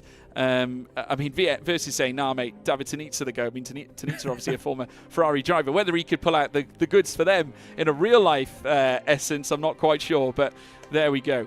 Do you think Alonso would win last time? I'd like to see one more Grand Prix win for Fernando Alonso before he retires. I think that would be quite nice, wouldn't it? Absolutely, and I think it's something that, I don't want to say an old fan of the sport, because I'm no way in shape or form old, but growing up with Alonso in the sort of racing history, I want to see him on the top 10 of the podium again, because there are glances that you see that is the old Alonso coming back. Well, I mean, I'd love to see it personally, and I did a Minardi series on my F1 Manager side, and obviously doing that, I've got an official Minardi pit jersey up here, by the way, folks. They joined the sport back in, well, they've been around for a long time, but I had the F1 2001 game and played that, and of course Minardi were there. Guess who was driving the Minardi? Fernando Alonso in his first season of Formula One. So there you go. That's quite a nice tie-up, actually. I quite like that. So he's been around since I was 9, TK. I don't want to think frightening. about how long he's been I was 9 when Fernando Alonso joined Formula One. That is wild. I find that exceptional. We are back, though, trackside at Belgium, folks. We're nearly there. George, what do you think of Yuki Tsunoda's future? I mean, I think he's got still a bright future in the sport. It is not over for Yuki Tsunoda. He's a very talented young man. Do I think that Isaac Hadjar has performed better? I mean, obviously he has. I think Hadjar is a incredible talent, and of course was in the Formula Regional European Championship by Alpine back in 2021. Went on to do great things in the junior single-seaters from F3 into F2. Very unfortunate in F2 not to take the title. Of course, that campaign, Gabriel Bortoletto came up and stopped him, didn't he? But nonetheless, a great season. But we are back, everybody. We are back, and I hope that entertainment was good enough for you. It was totally off the cuff, not planned at all, but I bet you already guessed that, didn't you? We're looking forward to this. Obviously, on the top step, it will be Freddie Rasmussen and Jarno Opmeer, Red Bull locking out the front row. We appreciate your time. Please make sure you follow the channel. Stay up to date with Premier Sim GL as well. Check out our social medias as well at Premier Sim GL 2. It's been an outright privilege. And yes, you're absolutely right, Snakes F1. Isaac Hadjar, former PSGL driver. Just wanted to add that in very quickly, along with his other accomplishments in junior single-seater racing. But now we wait for the lights. Of course, we first of all need to get down into spectator cams. Any quick final words from you, TK, before we get stuck in? Apparently I've set the grid wrong, but they're going to go for it because Ishmael and Ruben are in the wrong way, 7th and 8th apparently. But sounds like a them problem personally. Goodness me. Problem, love that. Right, here we go. It's race time here in PSGL. All 5 lights are indeed lit. And they go out, and it's pedal to the metal, and it's go, go, go, go, go. Great start for Freddie Rasmussen. A slow getaway, though, for Jarno Opmeer, and he's under pressure from Barry Burman, an old nemesis of his from years gone by. And Barry Burman leads the way. Well, doesn't lead the way, he moves into second, leads Jarno Opmeer through La Source anyway. Further back are Mauro Caraton and Danny Berejnay wheel to wheel, coming through Rouge, and one of them's gone off. It's Caraton who's gone off wide and has to rejoin towards the back half of the grid as they fly through towards La Source once again. It's Rasmussen, Burman, Opmeer. Further back then, Danny Berejnay, Thomas Ronhaar down in 5th as well, with Ismail Bassi in 6th. Ulas Uzildarim fighting tooth and nail. trying to make his way inside the top 10. He's behind his teammate Tom Manley, with Klappenbach joining them. They're 3 wide into Rivage, late on the brakes from Crozen, but Klappenbach trying to hold it around the outside. Crozen through, around the outside, coming in towards No Name Corner, and they're still remaining wheel to wheel, coming down in towards Pouon. Here comes Ulas Azilrim as well, near enough 3 wide once more, but Klappenbach through, and Ulas gets caught on the curb and out wide, and also goes into free fall down through the field, TK.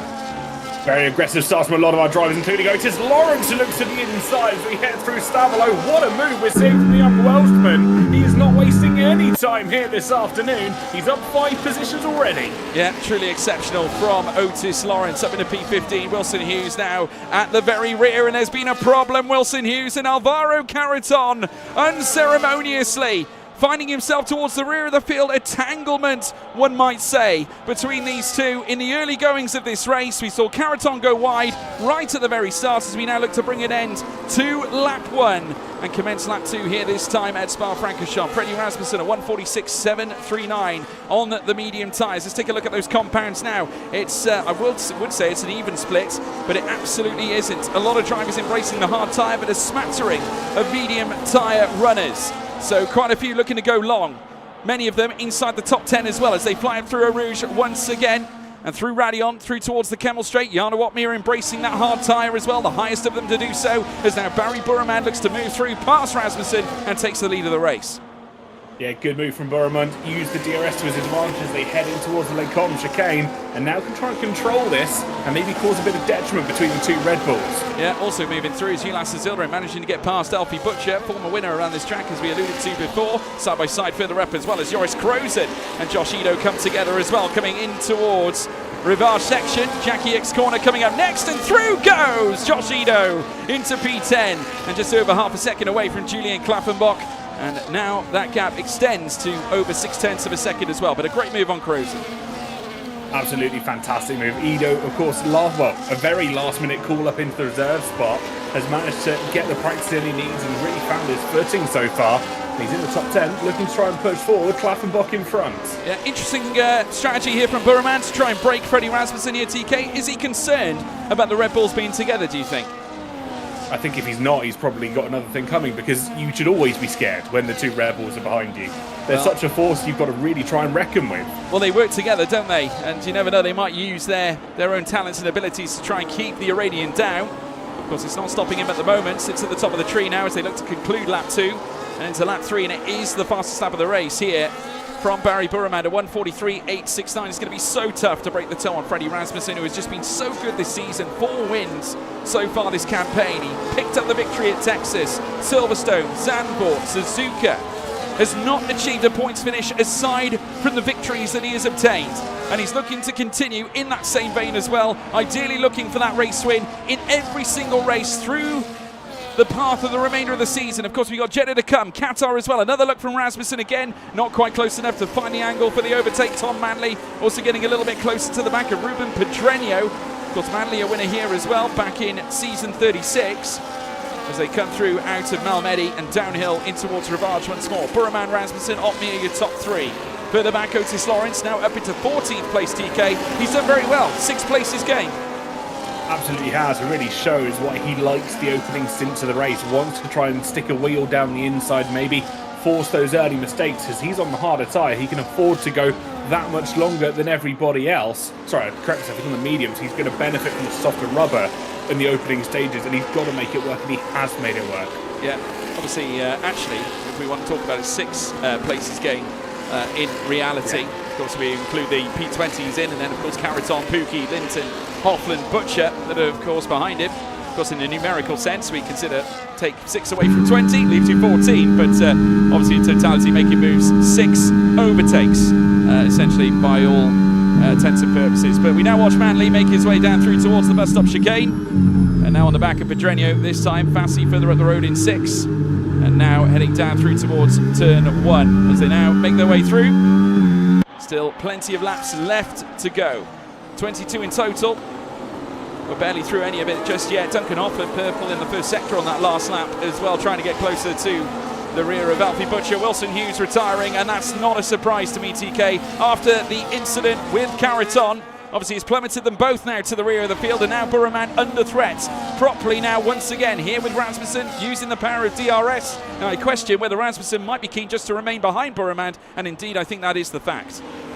Yeah, a very typical strategy that we see. Just follow the car in behind, allow them to try and almost pull you through with the DRS, which we've got a couple of doses of here at Spa-Francorchamps. They have not got to use as much battery as kind of standard overtaking. And obviously you've got Otmir, who's sitting right behind you, who can actually act as a blocker if you wish.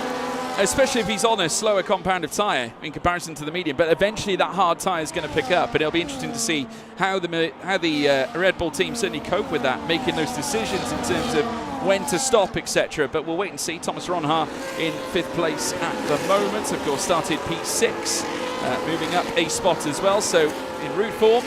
And on the back of Danny Berejnay at the moment will have no qualms in making moves past the Hungarian as they come through campus in Stavalo. A little bit of a sloppy run coming through campus initially. They can pick the ball back up down this semi-straight of sorts. Of course, you have got Blanchimont in between, but you can take that pretty much flat out. And then down through towards the bus stop chicane as well, as they look to then press the brake pedal coming in towards the final 150. And now in towards the right and the left through turns 18 and of course 19. Before then, pressing the DRS. And then full send down through towards turn 1. You can just see they're breaking out of the aero. Ismail Fassi on the tail of Thomas Ronha, but ahead of Ruben Pedreño, who's driving for Fassi's former team at Williams. It's now an all-Spanish affair in this Williams 1-2 at the moment. And again, just Fassi taking that different line, maybe looking to cool those tyres down, TK. Absolutely. We're in this sort of stage of the race at the end of lap 4 where the mediums and the hard tyres are kind of at a similar aspect in terms of overall race pace now. The mediums have an incredible start compared to the hard tyres. We've had 4 laps over one of the longest circuits in Formula 1, and now they're kind of on that crossover point already in terms of actual tyre life. Yeah, heading down now in towards the braking zone at Rivage. Those hard tyres being embraced by Thomas Ronha. And Otmir, also on hard tyres, is at a place ahead of Danny Berejnay. So a medium tyre runner in between the two of them. Of course, Berejnay inside the Alpine. Moving to this team now, of course, run by G2 Sim Racing, just looking after the affairs of the Alpine squadron. As they head down now into the braking zone and in towards Le Panier chicane, once again, hovering all over the back of the rear diffuser of Danny Berejnay's Alpine this time, as they look to hustle down into the double right-handers where they'll meet. Of course, turns 14 and 15, entering in towards sector 3 proper. Burraman now advancing his gap to just over 8 and a quarter tenths of a second, but I don't think Freddie Rasmussen is really going to panic much about that, TK. No, not at all. And I think he's comfortable where he stands at the moment and doesn't want to maybe do anything out of the ordinary to disrupt the flow that he finds himself in at the moment. No, not at all. Danny Berejnay now 2.5 tenths, now 3 tenths away from Jarno Otmir, the former teammates. Of course, back at Alfa Romeo Sauber, where Jarno Otmir would clinch his first world championship in F1 sim racing. Corresponded with a vibrant run in league racing as well. Danny Berejnay was also a real instrumental figure in making that happen, helping his teammate at the time grasp that world title. Of course, Otmir dominated that first championship reign, and then of course married it up with a win of his own at Mercedes again, making it 2 F1 sim racing world championship titles, equaling Brendan Lee at the time. And of course, Otmir then became a 3-time world champion, the first time, or the first driver to regain the title after losing it, and also the sole 3-time world champion, as well as Longuet. Now goes for the move past Joris Krozen, and Longuet into the points. Fantastic move from the Aston Martin, really set that up actually all the way back from out of La Source. Was waiting for Krozen to make that mistake, and as we headed out of Le Com chicane, you could just sense he was almost anticipating that move early on. Yeah, great move from Nicolas Longuet now ahead of Krozen. Of course, Longuet, as we said, a pole sitter, not just once, but twice. As a pole sitter back in season 30, and then of course season 34 as well, but not taking a race win from lights to flag. As now we can see Longuet coming through the right-hander now through towards Corbeil Paul Frere. And now looking to close up on the back of Julian Klappenbach. The gap narrowing now between Pedreño and Fassi as well. 3 tenths between them. Rasmussen bringing the gap down to Burraman just a little bit as well as they come through the final sector now. And you can just see Fassi breaking out of the aero again. Just trying to keep those tyres nice and cool. And I'm wondering whether this is him preparing for a longer run on the hards here, TK. I think you're absolutely right. Just keep the tyres in that sort of workable range. Don't overheat them too much. Just look after them. And obviously, we know the overcut is already powerful here at Spa. But obviously, the longer you can go on the stint, the better tyres they'll have at the end. But obviously, if we saw earlier, the 4 laps that the mediums have as an advantage, the less you have to do realistically after that will be basically come back to you in dividends. Yeah, I mean, generally, a lot of drivers do it to try and keep the temperature that comes off the car in front off their tyre compound, and also at the same time it's to manage that dirty air factor, which we know is immense on this game at the moment. So I know that many drivers have raised their heads about it, and for good reason as well, because it makes overtaking so much harder, which is, you know, kind of uncharacteristic where it comes to the real life side of F1, of course, albeit it's not easy to overtake generally with the cars at all times, just due to the sheer nature of them. But still, regardless, you should have that little bit of leverage at least to allow moves to happen. Of course, we've seen it in prior games. If you remember back in F1 23 territory, we had some incredible straight line speed on offer and the slipstream working so powerfully. We haven't seen too much of that so far in this release in the F1 game cycle. But Pedreño coming through the chicane this time and in towards the double right-handers through Campos and Savalo. Ismail Fassi just in front of him right now. Pedreño trying to push to remain intact. Of course, it's a frequent thing, isn't it, TK? We generally see the opening stint quieten, and then the final stint is where things ignite. I would say it's normally the final stint, but actually in more recent weeks, in the last 2 or 3 kind of coming in, as we see Beresnay looking for a move on Otmir, it's almost that halfway stint that things start to kick off before the pit stops even happen. Yeah, absolutely right. And going back to your further point, Ronhaar and Beresnay coming together. It looks like Ronhaar now has managed to finally jump past the Alpine. So now is this a sign that the mediums perhaps are not as effective as they were before, TK? I think this is sort of the switchover point, the major switchover point that we're seeing. I don't know if Beresnay got a little bit compromised because he was under pressure from Ronhaar through that entire third sector. But obviously the hard tyres are going to get more and more impressive as we head through the laps now. Yeah, they certainly will. And Ismail Fassi might be considering something similar. He saw that move that Ronhaar has made and he looked to the inside straight away on Danny Beresnay as they make their way through the Lecom section now through towards Malmedy. So some frailties perhaps on show for the Hungarian on this medium tyre. And now in towards Rivagic. Could yet open up an opportunity here for Fassi, who was so impressive over his last campaign in the F1 Sim Racing World Championship. Entered himself into the championship fray and has been impressive on both counts during his period with Williams in the F1 Sim Racing World Championship. But now with Ferrari off the back of those performances and so keen to perform for them. Keeping an eye on all of our drivers now, because I wouldn't be surprised to see a couple of medium runners maybe coming in for some really early pit stops. Obviously, we've seen that in weeks gone past, where one early stop kind of triggers the rest of the field to have to respond. And in a track like Spa, obviously one extra lap can be brutal. Yeah, it definitely can. Obviously, we've seen drivers make some interesting strategy moves before in the past, and it has paid off. We've seen it this season as well in prior races.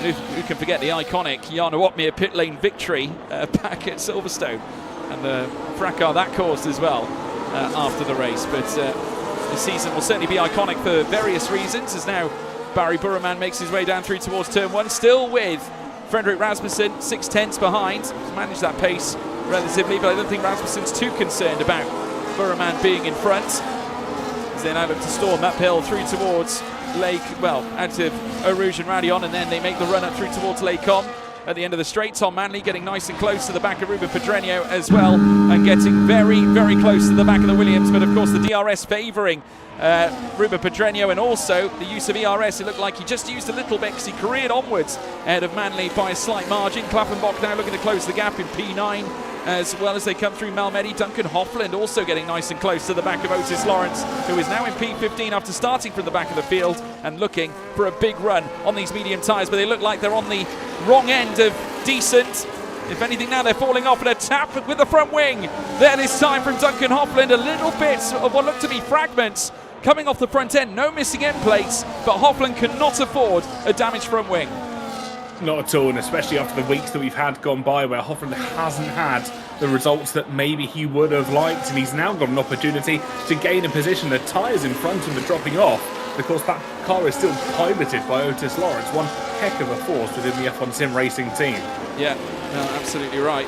Otis Lawrence, remember, this season has managed to coop up 3 pole positions so far this campaign. 1 victory and 1 podium. That, of course, all came from Brazil. As now they make their way through towards Blanchimont once more. The question is, when do the pit stops occur? Here comes Barry Burraman now coming through the final 2 corners. He's not going to come into the pits just yet, but we do have Danny Berejnay coming in early on here, TK. He's the first man to jump. It's a 10-second penalty for speeding the pit lane. It's, what is it, the Netherlands all over again? Yeah, just exactly the same as what we saw in Zandvoort. Danny Berejnay, a 10-second time penalty. And once again, it's the Alpines as well, TK. Remember, of course, they were running really well at the top of the shop at Zandvoort. And, of course, it was their Achilles heel. Come the end of it, they had the pace. The pit stop ruined them. I think we're going to see a similar repeat of what we saw in Zandvoort as well. I think somebody's going to check on the Alpine Sim Racing admin, though. Oh, I think they're going to have to check something here at the moment now, as we see now as Duncan Hoffler moves past Reese Linton, or at least maintains a place ahead of Reese Linton, who must have challenged him coming in towards Lecom. But it's Hoffland still with P15 in the palm of his hand, chasing down Otis Lawrence, who, as a result of the Danny Berejnay pit stop, now moves into 14th. So one half of the Alpine garage in, the other half still out on circuit. And I wonder whether Otis is bound to be one of those that responds. I wouldn't be surprised if the whole grid responds to Berejnay's move. Not at all, especially those on the medium tyres. They'll have to almost either risk the overcut, which we know can work, but they also then have to try and weigh off the consequences for sort of keeping an eye on how he's performing on the fresh set of hards. Well, let's wait and see. Half a second now between Rasmussen and Burraman. The Ferrari still leads the way after getting past Rasmussen early into the race. Just looking to control the front end of the order, and that obviously helps in terms of his own personal quest for a race victory. Burraman has not taken a win this season. Uncharacteristic, really. And yes, indeed, those on the medium tyres are coming in. First and foremost, Burraman, and also Freddie Rasmussen, your championship leader. No penalties for either of them as they come in. So does Josh Ido and Ulas Zilberim. And just look at this, Otis Lawrence doing something a little different, TK. He remains out on track. Yeah, we said it's a possibility, but the undercut, I think, could work for those that have gone in. He's stuck in this pack, and maybe he's a little bit more concerned about track position at the moment. We'll pit in maybe next lap or lap after and see where he comes out in amongst the pack. But I think he had to do something different just where he was sat in amongst this train. Yeah, absolutely right. Barry Burraman now leaving the circuit. James, just to answer your question in the chat, well, not really a question. No, it's not a dopey comment because, of course, whilst Berejnay does have a penalty, the advantage that Burraman and Rasmussen have in boxing next lap is also to make sure that they remain in front of him, because if they get held up behind him, even with the penalty, it doesn't mean they're just going to inherit the position on track so they can focus on winning the race. If they remain behind Berejnay and end up being slower than the cars that then box onto a faster tyre later on, then it can leave them in a vulnerable position. Exactly that. He will act as a blocker if it comes around to it. We've seen it before, where a driver has a penalty, know they're going to fall through the order, so they've kind of switched into this mode of helping your teammate out. And where Otis sits at the moment, that could be the play for Danny Berejnay. He knows all the drivers are going to come out realistically behind him, so he can afford to kind of hold on, wait a little bit, and see if he can help Lawrence here. Yeah, well, now here comes Otis, making his way through the right-hander, the sole driver on the medium tyres that's running in this race at the moment. As they now come through towards Blanchimont this time. They're going to be making their way down through towards bus stop very shortly, before then either coming into the pit lane or staying out on track. I would imagine it will be the latter. He's likely to come in, well, likely to come in first, really. It's the first point I made. Surely he's bound to come in. Yes, he is. Otis Lawrence, no question, coming into the box to change off those medium tyres. The big question is, though, TK, well, first and foremost, he doesn't get a penalty, but also how much time will he lose by going that one additional lap? That's the question. I think we're quite about to see how much he's about to lose, because look at the train already filing past him on the start-finish straight. And yes, he has a little bit of a shorter corner through La Source, but it's not really great enough to make up any time. And he's going to be well and truly last here. Yeah, he certainly will towards the rear. Obviously losing time being on those older tyres, and he will feature behind Josh Ido as well, who's already boxed onto his hard tyres as it stands. Jarno Watmere now leads the race as Rasmussen has already come in to box on his fresh hard tyres as well.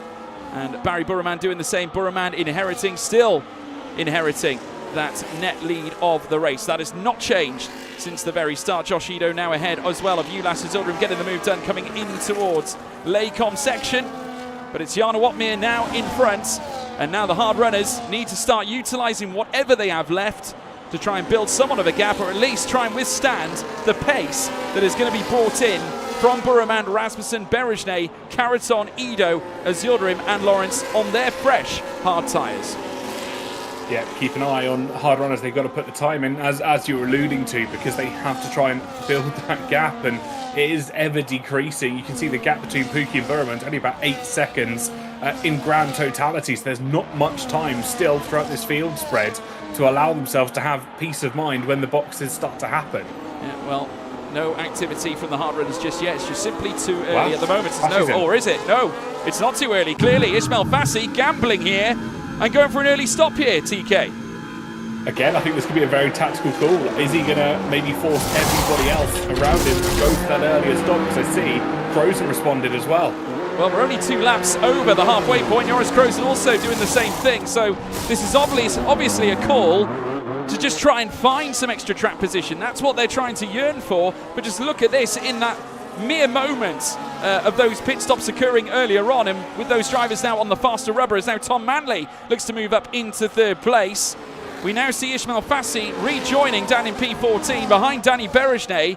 We'll see how this works. Obviously, he's going to be quick in the initial, TK. He'll have the better tyre in terms of it being a medium against the hard, but it all could come for naught should those tyres run out of grip towards the end of the race.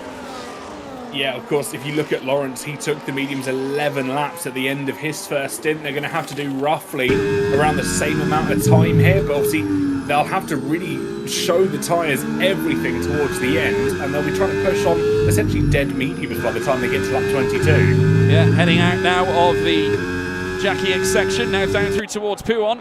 The Ferrari all over the back of the Alpine of Danny Berejnay needs to make moves on this lap. Expect the heat to be turned up here. As he now heads down through towards the Lefania chicane. Ismail Fassi can only do one thing. That is pull out the moves. He needs to secure the track position. That is the valuable essence of this strategy that he's trying to utilise. Of course, remember, the one ace he does have in the hole is that Barry Buremand is the race leader, but at the same time, Barry can't really afford to back up because, of course, he's conscious of all those drivers in front on their first stints at the moment. As there more pit stops are made now, it's wheel to wheel, and through goes Ismail Fassi, surpassing Danny Berejnay, the Alpine, now dropping down to 14th. Great move from Fassi, made the move when it counted the most, and he's now within touching distance of his teammate Barry. He'll want to try and push forward, almost dispatch Freddie Rasmussen, but what was a 2 against 1 in favour of Red Bull at the start of the race has almost switched on its head here. Yeah, well, just look at this. Barry Buremand obviously making places in the midst of the pit stops from all those that are now moving from the hards onto the medium tyre, and they'll have to put the work in on those mediums to try and close the gap to those in front. Utilise the tyre compound as they should be. Obviously use the rich raw pace they will have at the start of the stint. Crozen managing to come out ahead of Tom Manley, but for how much longer will he stay there? Despite having 1 lap fresher, he's got the heat into the tyres. Just look at this from Ruben Pedreño as well, managing to find his way through, threading the needle in between the 2 drivers. Of course, Joris Crozen in front, Manley behind, Pedreño now in P14. Fantastic stuff, trying to hold on where he stands. Obviously, a lot of drivers still yet to pit, everyone in the top 8, so we will see a complete reshuffle of the order in a lap or two. Obviously, we are expecting maybe a few of the front runners to go long. Jarno Opmeer, we know quite infamously, likes the longer strap in the first stint, so maybe we'll see him maybe not go to lap, 15, 16, maybe even 17, if he really fancies a challenge on a set of the mediums. Yeah, maybe. Ismail Fassi now hovering all over the back of Danny Berejnay. Now, sure, over the back of Freddie Rasmussen, I should say. Fassi, I must say, looking really quick. Got the move done on Berejnay earlier on. Rasmussen, he'll have no qualms of taking down Rasmussen right now, because this could expose Red Bull at this point. Buremand, technically your net leader, as now in comes Julian Klaffenbach, Jarno Opmeer coming into the pits. So the Red Bull that took over the lead after Rasmussen came into the box. Obviously Barry doing the same. The Dutchman now will take his seat. And obviously, my question is, does Fassi now plump for the move on Rasmussen and try and consolidate a possible net P2 here alongside his teammate? Yes, he will. A look up the inside now as they go wheel to wheel through towards La Source. Again, move here from Ismail Fassi to try and obtain that net P2, and I think he might do it, TK. He's not over yet. They're still side by side, and Rasmussen still had a bit of a wing into the rear tyre, but he's got to run at the top of Eau Rouge and Radion. Is he going to be using the DRS to try and get past? This move is not said and done yet for Ferrari. It certainly isn't. Rasmussen all over his tail. Ishmael's doing this for Barry Burman. A switch to the inside from Rasmussen is not going to work, and Fassi supplying Ferrari with essentially a net P1 and P2 position here on lap 15. Beautiful stuff from Ishmael Fassi, holding on like a champion and blocking off the entry in towards the Lecombe chicane, and Freddie Rasmussen just had nowhere to go without being cut off, and this is where Ferrari could now come alive. That was the only way they could have broken down Red Bull. They made the call to box Fassi early, and it's worked beautifully. They've now separated Rasmussen 2 places away from the net P1 position, and Ferrari essentially in control. Now what's your bet, TK? That Fassi backs up the pack, giving Burman free rein here. I think he'll drop back, stay within that 1 second of his teammate in front, just keep the DRS, but essentially keep a bit of a segment on the circuit that is free air so he can keep running forward, but also holds the Red Bull behind at the same time. Yeah, well, they have a great chance here now. Ferrari, of course, it's going to be so tough for Fassi late in the race when he doesn't have the grip. Jarno Otmir has the grip, though, and past former teammate Danny Berejnay moves into P10 on track. And, of course, we'd imagine a net P4 position as now we see 5 additional cars into the pits. Nicolas Longuet, the sole driver, still yet to box as now they filter downwards through the grid order. Rasmussen still on the back of Ishmael Fassi. Obviously, probably not happy with how that last lap has unfolded, as now we see Thomas Ronhaar rejoin the grid as well, and he's going to find himself side by side with Ruben Pedreño. Pedreño moves up into 8th this time, Ronhaar down to 9th, but the 2 Kick Saubers on the cusp of getting both cars into the top 10 because Klappenbach is down in 11th, and Ronhaar might have a chance to take his place this time. Rasmussen now on the move, this time on the back of Ishmael Fassi, keen to get the move done on the new Ferrari driver. Around the inside, coming in towards Lecombe, can't quite find the avenue for the overtake as Josh Ido also moves ahead of Ulas Zildarim for 12th. This is some fantastic defending all across the board, but it's a 2-by-2 situation. 2 Scuderia Ferraris, 2 Red Bull racing cars. They're teaming up now to try and get past and get the best points for their team. And it's anybody's guess as to which way this is going to go. Otmir looks to be going on his team, and he does. Yeah, a switch there from Red Bull. Otmir now being asked to push, and Freddie Rasmussen gladly obliging because, of course, Otmir is on the same tyre compound as Ishmael Fassi, will be just as quick, maybe even more, considering he has fresher medium tyres on the car. That could be a smart power play here from Red Bull, TK. What do you think? Absolutely. Jarno's got the fresher tyres, 1 lap old medium tyres compared to 5 lap old hard tyres, which Rasmussen's running at the moment. So he'll have the best bet to try and disrupt the Scuderia's plan, because if they just throw a bit of a spanner in the works, we've seen it collapse before. Yeah, of course, this is, I would imagine, Red Bull's ploy to try and mitigate the attempts of Ferrari to try and use their team efforts to try and stop Red Bull. Well, Red Bull have an ace in the hole, and that's Jarno Otmir's fresher medium tyres, and he's hovering all over the back of Ishmael Fassi and looking to the outside, coming down in towards turn 1. They're wheel to wheel again, and around the outside comes Otmir as he looks to challenge Ishmael Fassi for second, and the Flying Dutchman moves into second place and now looks to move in on his old nemesis, Barry Burman. Here we go then. DRS will spring itself open down towards the Lecombe chicane. I think Jarno Otmir set himself up well through the top of Eau Rouge and Radion. DRS open. The slipstream giving benefit to the Red Bull racing car, and he takes the lead of the Belgian Grand Prix. Jarno Otmir, a former winner around this track twice over back in season 29 and season 30. It's been a long time since he's won around this circuit here in PSGL PCF1, but now sits top of the tree with only 2 laps amassed on his medium tyres, and they are 4 lap fresher than Barry Burman. But just how long will they last throughout the remainder of this race? Truly astonishing. Otmir, Burman, Fassi are top 3. Rasmussen with every chance to come in late, and I wouldn't write him off, TK, because those hards should only get better. And watch out for the Kick Saubers as Thomas Ronhaar has a look around the outside. Yeah, this is where the medium tyres are really starting to fire up, especially against the harder runners. A similar situation to what we saw at the start of the race, where the medium tyres are just so much more powerful, but they do not have the longevity. 4 or 5 laps is the advantage that they have, and most of the drivers hitting that already. Most will hit them around lap 19. Well, we have quite the story on our hands here. Remember the contentious battle between Rasmussen and Ronhaar back at Mexico in F1 Sim Racing. Of course, they ended up hitting the wall together. We won't say who did it, but it was a controversial season. Rasmussen trying to put a stopper in Ron Haar's climb through the course of this top 10 classification, through the entirety of this classification. Kick Sauber, who were on the cusp of the top 10 not too long ago, after the pit stops were applied, they found themselves both inside the top 10 with Julian Klappenbach, the ever improving young driver, just watching in the wings of his very own teammates as they look to fly uphill. And through Arouge and Radion, they will ascend through Kemmel once again. But this time, Rasmussen getting the run on Ismail Fassi this time. The Scuderia Ferrari might come under peril. Thomas Ronhaar also on the back of the Red Bull this time too, as they come in towards Lake Com. Ronhaar around the outside. Sparks fly off the rear left tyre as he makes contact with the front right end plate. But nothing doing for Thomas Ronhaar. They remain as they were, as now Ronhaar looks down the inside, squeezes through the eye of a needle as they come together in towards Rivage. Ronhaar at the inside. Klappenbach joining the party too. They're still making contact onto the gravel. Ronhaar is back. Klappenbach goes through. Base was tried to be forced by Ronhaar there. Rasmussen responded, and Klappenbach absolutely saw an opportunity, went for it, and that's so beneficial to Julian's race here. Look at the distance already gained on Rasmussen. Well, that is quite something.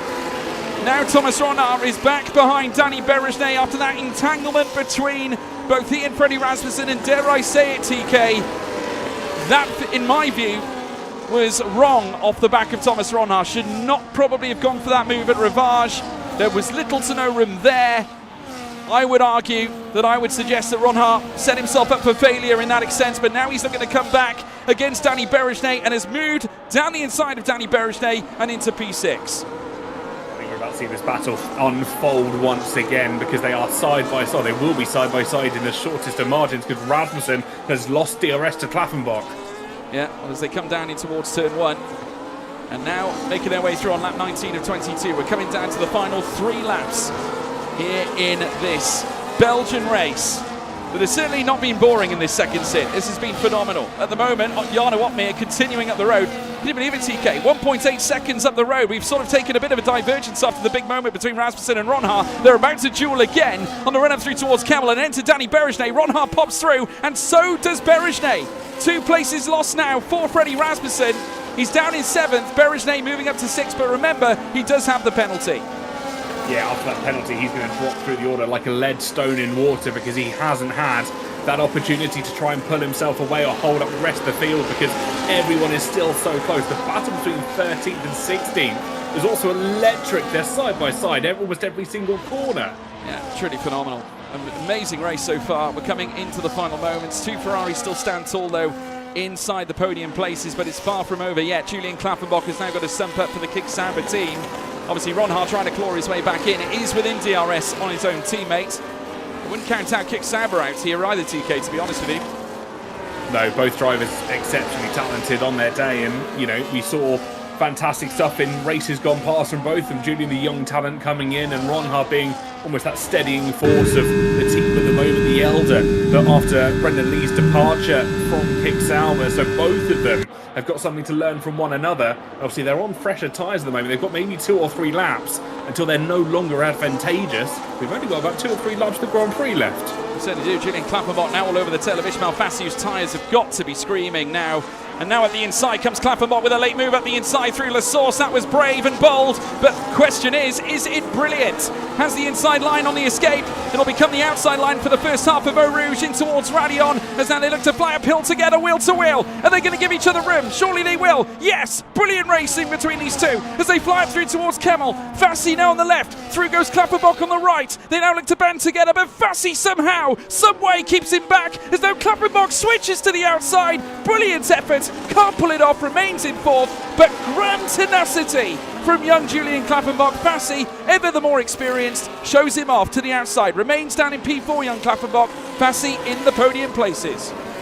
I wouldn't be surprised now if Burman just switched his attention down to his teammate, try and hold Ismail Fassi at a reasonable distance. I think he can accept that Jarno Opmeer has won this race. He has run off into the distance. Now his focus surely has to be to get Ferrari double podium points, and you can see that just holding within that 1 second margin to Ismail behind. Yeah, Thomas Ronhaar being allowed through into 4th, so there we go. Switcheroos at Kick Sauber. Ronhaar does have the better tyres, but how much better tyres? Because remember, Ronhaar did go into the gravel at Rivage. Whether that cost him some key grip, we're not quite sure. Klaffenbach allowing him through, so now that will give the Dutchman clairvoyance to close down on Ismail Fassi and potentially make the move, coming through towards Blanchimont. Now nose to tail they share. They're within two tenths of a second of one another. Fassi on aging tyres. Burman with slightly better ones considering he's on the hard. So look around the outside here now from Ronha once again as they come in towards bus stop. Collisions again between the two. Ronha on the end of yet another side-by-side moment that could have yet ended in tears. Klaffenbach now also trying to weigh in as they come down in towards the source this time. Ronha into P3. I think Klaffenbach wanted the up and under there as they headed through the source, couldn't quite get it done as Ismail held the inside of the corner to a T. But I think we're going to have another opportunity here. Ronha could be in trouble as we head down the Kemmel Straight. I don't think Ronha's misery is over just yet. I get the feeling the stewards are going to intervene later after this race. We'll wait and see. Fassi, though, on the attack once more, will retake that P3, and Klaffenbach goes along for the ride as well and looks to the inside at the same time, trying to move through, trying to catch Fassi unawares as they now head through in towards Melmedi and downhill through towards Rivage once more. Jarno Opmeer with a 3.6 second advantage over Barry Burmans, and we're on the penultimate lap of the race. The next time around will be the last one as they come through out of Jackie X corner. A run through P1 awaits. Fassi still somehow holding on to P3 despite having two lap older tyres than Klaffenbach and 3 lap older tyres than Thomas Ronha.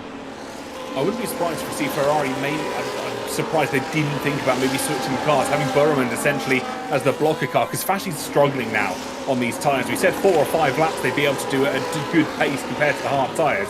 He's done 8 laps on those set of mediums. Burman's so much faster and is able to try and control his race pace to help Ismail. There's only so much you can do from being in front. Yeah, well, there we have it. The penultimate lap now about to come to an end. Jarno Opmeer already making his way through the final corners, about to begin the final lap of the race, and he's on his own. Danny Berejne under attack as well from, attacking Thomas Ronha at this late stage, trying to gift Alpine something.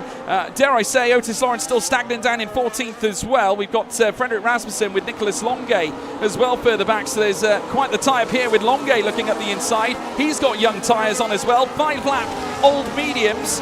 2 lap fresher than Jarno Opmeer's and a lap fresher than Thomas Ronha's. Tom Manley's out of the race. That's a retirement. They're almost 3 together coming through in towards Eau Rouge, and Rally on again. Longuet trying to tussle here this time with Freddie Rasmussen, and Rasmussen has nowhere to go. Berejne coming along for the ride also. Now it's wheel to wheel between him and Longuet as they come in now in towards the next section. In comes Nicholas Longuet into P6. 2 places gained in 1 sector alone. What a move from Longuet, held his own, held his nerve as well. Dispatched Berejne who had the penalty, and Rasmussen's found his way through, or has he, as the Alpine retakes the position. He thought about a move round the outside, couldn't quite get it done, but it hasn't been the day at the office that Rasmussen will remember here today. No, he's still in the points at the moment. He's getting paid out 3 come the end of this one, but we're not sure how, it will be 4 because of course Berejne does have that penalty, remember, so he will inherit P7 by default should it stay like this. Jarno Opmeer coming through Campus and Stavolo, looking to bring an end to his day at the office. We've got Thomas Ronha still hovering all over the back of his teammates as well, trying to ferry in more points for the Kicksauber team and for his own championship run. Longuet on the tail of Ronha as well, and Longuet might be keen to try and make a move on Ronha once again. Of course, those two have had a contentious relationship in the past, but here comes Jarno Opmeer in towards the final corners, and finally, his first win in season 40 comes at Belgium. It's his 3rd win here at Spa-Francorchamps. Barry Burman finishes in 2nd place, making it a Ferrari 2 and 3. Will Ismail Fassi, who now takes 3rd, a phenomenal result for the Ferraris, and will levy extra points their way in the team's championship fight. Julian Klaffenbach 4th, Thomas Ronha in 5th, making up a double-part Kicksauber run in 4th and 5th place. They're in the top 5, and of course Nicholas Longuet, after a wonderful run in the closing laps, getting past Freddie Rasmussen. But your winner here is Jarno Opmeer, and he makes it win number 25, a quarter of a century in terms of race wins here in PSGL PCF1, and it's in his back pocket, and also his 51st podium, TK. Absolutely, and what a way to do it. He was so dominant out there today. I don't think anybody had a chance of stopping him. He likes the overcut. He showed why he likes the overcut, and he got it done at a fantastic, momentous occasion. Yeah, 25 wins, 51 podiums. Not quite pole position today, couldn't make it, number 13, but I don't think he wants that number. It's unlucky for many. Let's run you through the final classification come the end of the race. It was Jarno Opmeer who went ahead to take victory for the first time this season, and it will, of course, I believe, take him to the top of the championship as well, by a fair gap. Barry Burremand in second, Ismail Farsi in third as well, ahead of Julian Klaffenbach, and then comes Thomas Ronhaar as well. Nicholas Longe in sixth, then comes Frederick Rasmussen in seventh, Joris Krozen in eighth, Ruben Pedreño in ninth place as well, as Duncan Hoffland finishes in P10. Great work from the Aston Martins with Longe from 15th to 6th, Hoffland from 16th to points in P10. Then comes Butcher, Azildarim, Lawrence, Pookie, Linton, Edo, Caraton, Berejne, dropping back after the penalty, and Manley and Hughes, of course, did not finish the race. They retired from that one. But a phenomenal race, TK. The action came right at the very end, probably as we expected. Obviously, based on prior trends, we have seen, of course, races sort of heat up in the first stint of the race. But this time, we probably went back to what we would believe to be true. And it's the first win for Jarno Opmeer this season. It's been a long time coming, is it not? I think it absolutely has, and as people are kind of rightly saying in the chat, first legal win, I guess, if you want to go down that route. Yeah, technicality maybe two, but yeah. Listen, we know how that went, folks. I have my own personal feelings on that, as you guys already know. But Ferrari, obviously, 2 and 3 at the same time, Tom. I mean, I think that's huge, is it not? Because obviously, points to bring them closer to Red Bull. Rasmussen dropped a few today. Yeah, and I think that's what their main talking point will be about, because you've got one Red Bull that's won it all and done really well. The second one finished all the way down in P7 after that penalty's applied to Berejne. So they've scored fantastic points today, and all credit to Ismail Fassi, who was defending at the end on 10-lap-old tyres, or 10-lap-old medium tyres, versus everybody else. It was at least 2 or 3, if not 4 laps younger by Nicholas Longe, who was in the Aston Martin, was 6-lap-old medium. So he just had older tyres, but he was holding on for dear life, and that was part and parcel in credit to Barry Burremand as well. Yeah, no, I think Barry obviously played his part. I think without question, I think it was absolutely brilliant. I think on part of Ismail Fassi, he did his bit. I think obviously aiding Barry in trying to pull off that gap at the very start. And I must say, it looked like in one instance it was going to work, TK, but obviously they didn't factor in that the two Red Bulls could have worked together as well. No, and that's maybe what they were hoping for, or not hoping for necessarily, to try and work it through, because sometimes these things work out, sometimes they don't, and sometimes you get an unforeseen circumstance or strategy that kind of comes out of left field, and I don't think anybody envisioned Jarno Opmeer having the true pace on those mediums that he did today. Yeah, well, we are still waiting for Jarno. I'm not sure whether he's going to come in and join us for an interview. I'm not quite sure. He's currently not in the waiting room as it stands. As soon as he is, we will, of course, bring him into commentary box 1. But, of course, it does throw in quite the dynamic in terms of how the championship will look. That win does, of course, send Opmeer, as I look to bring the numbers together, folks. I have a magical spreadsheet right in front of me. It will place him on 78 points as well, which is pretty huge. Obviously, without question, does put him up to the top of the championship. Of course, we do have a second half of the season still to come, TK. It's not all said and done just yet. No, not in the slightest. There's so many more points to try and achieve. There's so many more opportunities to score good points, because that's, at the end of the day, is what it's really all about. Yeah, absolutely is. Otis Lawrence obviously did probably everything he could have done in this case, TK. I mean, obviously it wasn't easy for him starting from the back of the grid, but P14, he made places. He certainly did. Managed to pull his way through the field. I think he finished a little bit further down from where he was if he qualified P14. But, you know, it's one of those races that sometimes don't go your way as much as you would have liked it to anyway. Yeah, no, absolutely right. Obviously, looking ahead, Ferrari will, of course, bring their points in. The question is, though, will it be mitigated, obviously, with Freddie Rasmussen scoring points at all? In terms of the Thomas Ronhaar moments, TK, I had a few feelings about that. Obviously, there was the entanglement with Rasmussen coming through Rivage. I didn't think there was enough of a gap there for Ronhaar to pull that off. It looked a little bit too tight for me. Yeah, to do my best, Martin Brundle, it looked like a day late and $1 short, unfortunately. Yeah. But It's going to be that case of we have to see it from the driver's point of views, because that often switches things from what we see on a broadcast angle, because obviously we get maybe 1 or 2 fixed cameras as we're going around the corners. But maybe from an onboard, it looks like they were slightly further ahead or slightly more entitled to the corner, if that's the right way of putting it. Yeah, well, I'm pleased to say we've got a full house for interviews this time around, so that's quite exciting anyway. But we're introducing the Flying Dutchman first and foremost. Race winner legally for the first time. I say that with bated breath. Jarno, welcome to the commentary box, and welcome back to the winner's circle in PSGL. You know it's two as well, George. You know it's two. Hey, you know my thoughts on it, Jarno. I have my feelings on it, that's for sure. I've told you already.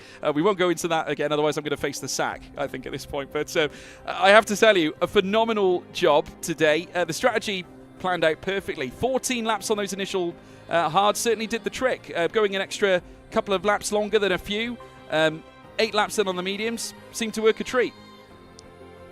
Yeah, it was just perfect. Came out in P4, I think it was, or maybe P5.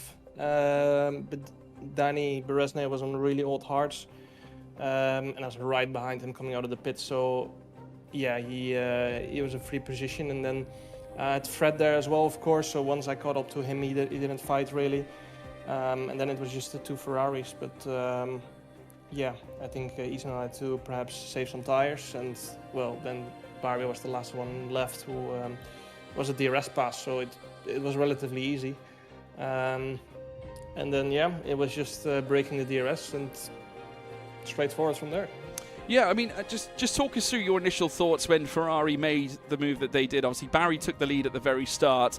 Was there any second guessing in your mind that it was possible to get the win today? Because obviously with Barry's sudden move past Freddie, Ferrari playing that card with Ismail Fassi coming in early, were you at all concerned through the course of the race that might go against your initial plans at the start of the race? Yeah, I mean, it was just easy decision to split strategy between me and Fred, just to try it out. And yeah, I think Fred had some incident, I'm not sure, but yeah, I think my strategy was perhaps a little bit better. It's hard to say, of course, because it's all really dependent on what the rest of the grid does as well. So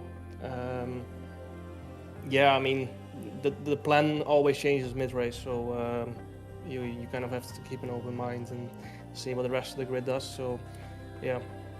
Yeah, no, I mean, it was interesting. Obviously, quite the dynamic and shift. And that's kind of been forced, isn't it, on you drivers to sort of make different strategical decisions just due to the dirty air factor in the game at the moment? Yeah, as well, but you know, Spa is a long track, quite a lot of tire wear. So the undercut is quite big usually, which makes going on the same strategy teammate quite hard to work. So yeah, we just had to split, I think so. I'm not sure if we could have done anything differently. Yeah, obviously the longest lap you'll see in Formula One is Spa itself. Just tell us a little bit about your recent expedition in a single-seater. Am I right in saying that's the first time since your championship run in Central European Zone F4? No, I did Formula Renault the year after, but yeah, it was 8 years ago. It wasn't quite a single-seater though; it was a two-seater. So, oh, okay. You're almost being the Martin yeah. Brundle on the old F1 shows that they used to do with him sat in the car at the front and Murray would be in the back. Exactly. So yeah, just driving people around Assen and yeah, have some fun, burning some rubber. Yeah, what was it like to jump back in? Quite good. It was physically less hard than expected because I'm very much not fit at the moment, and I thought it was going to be very painful to drive half an hour stints, but it was not too bad actually. Any rib pain? No, that's just karting, fortunately.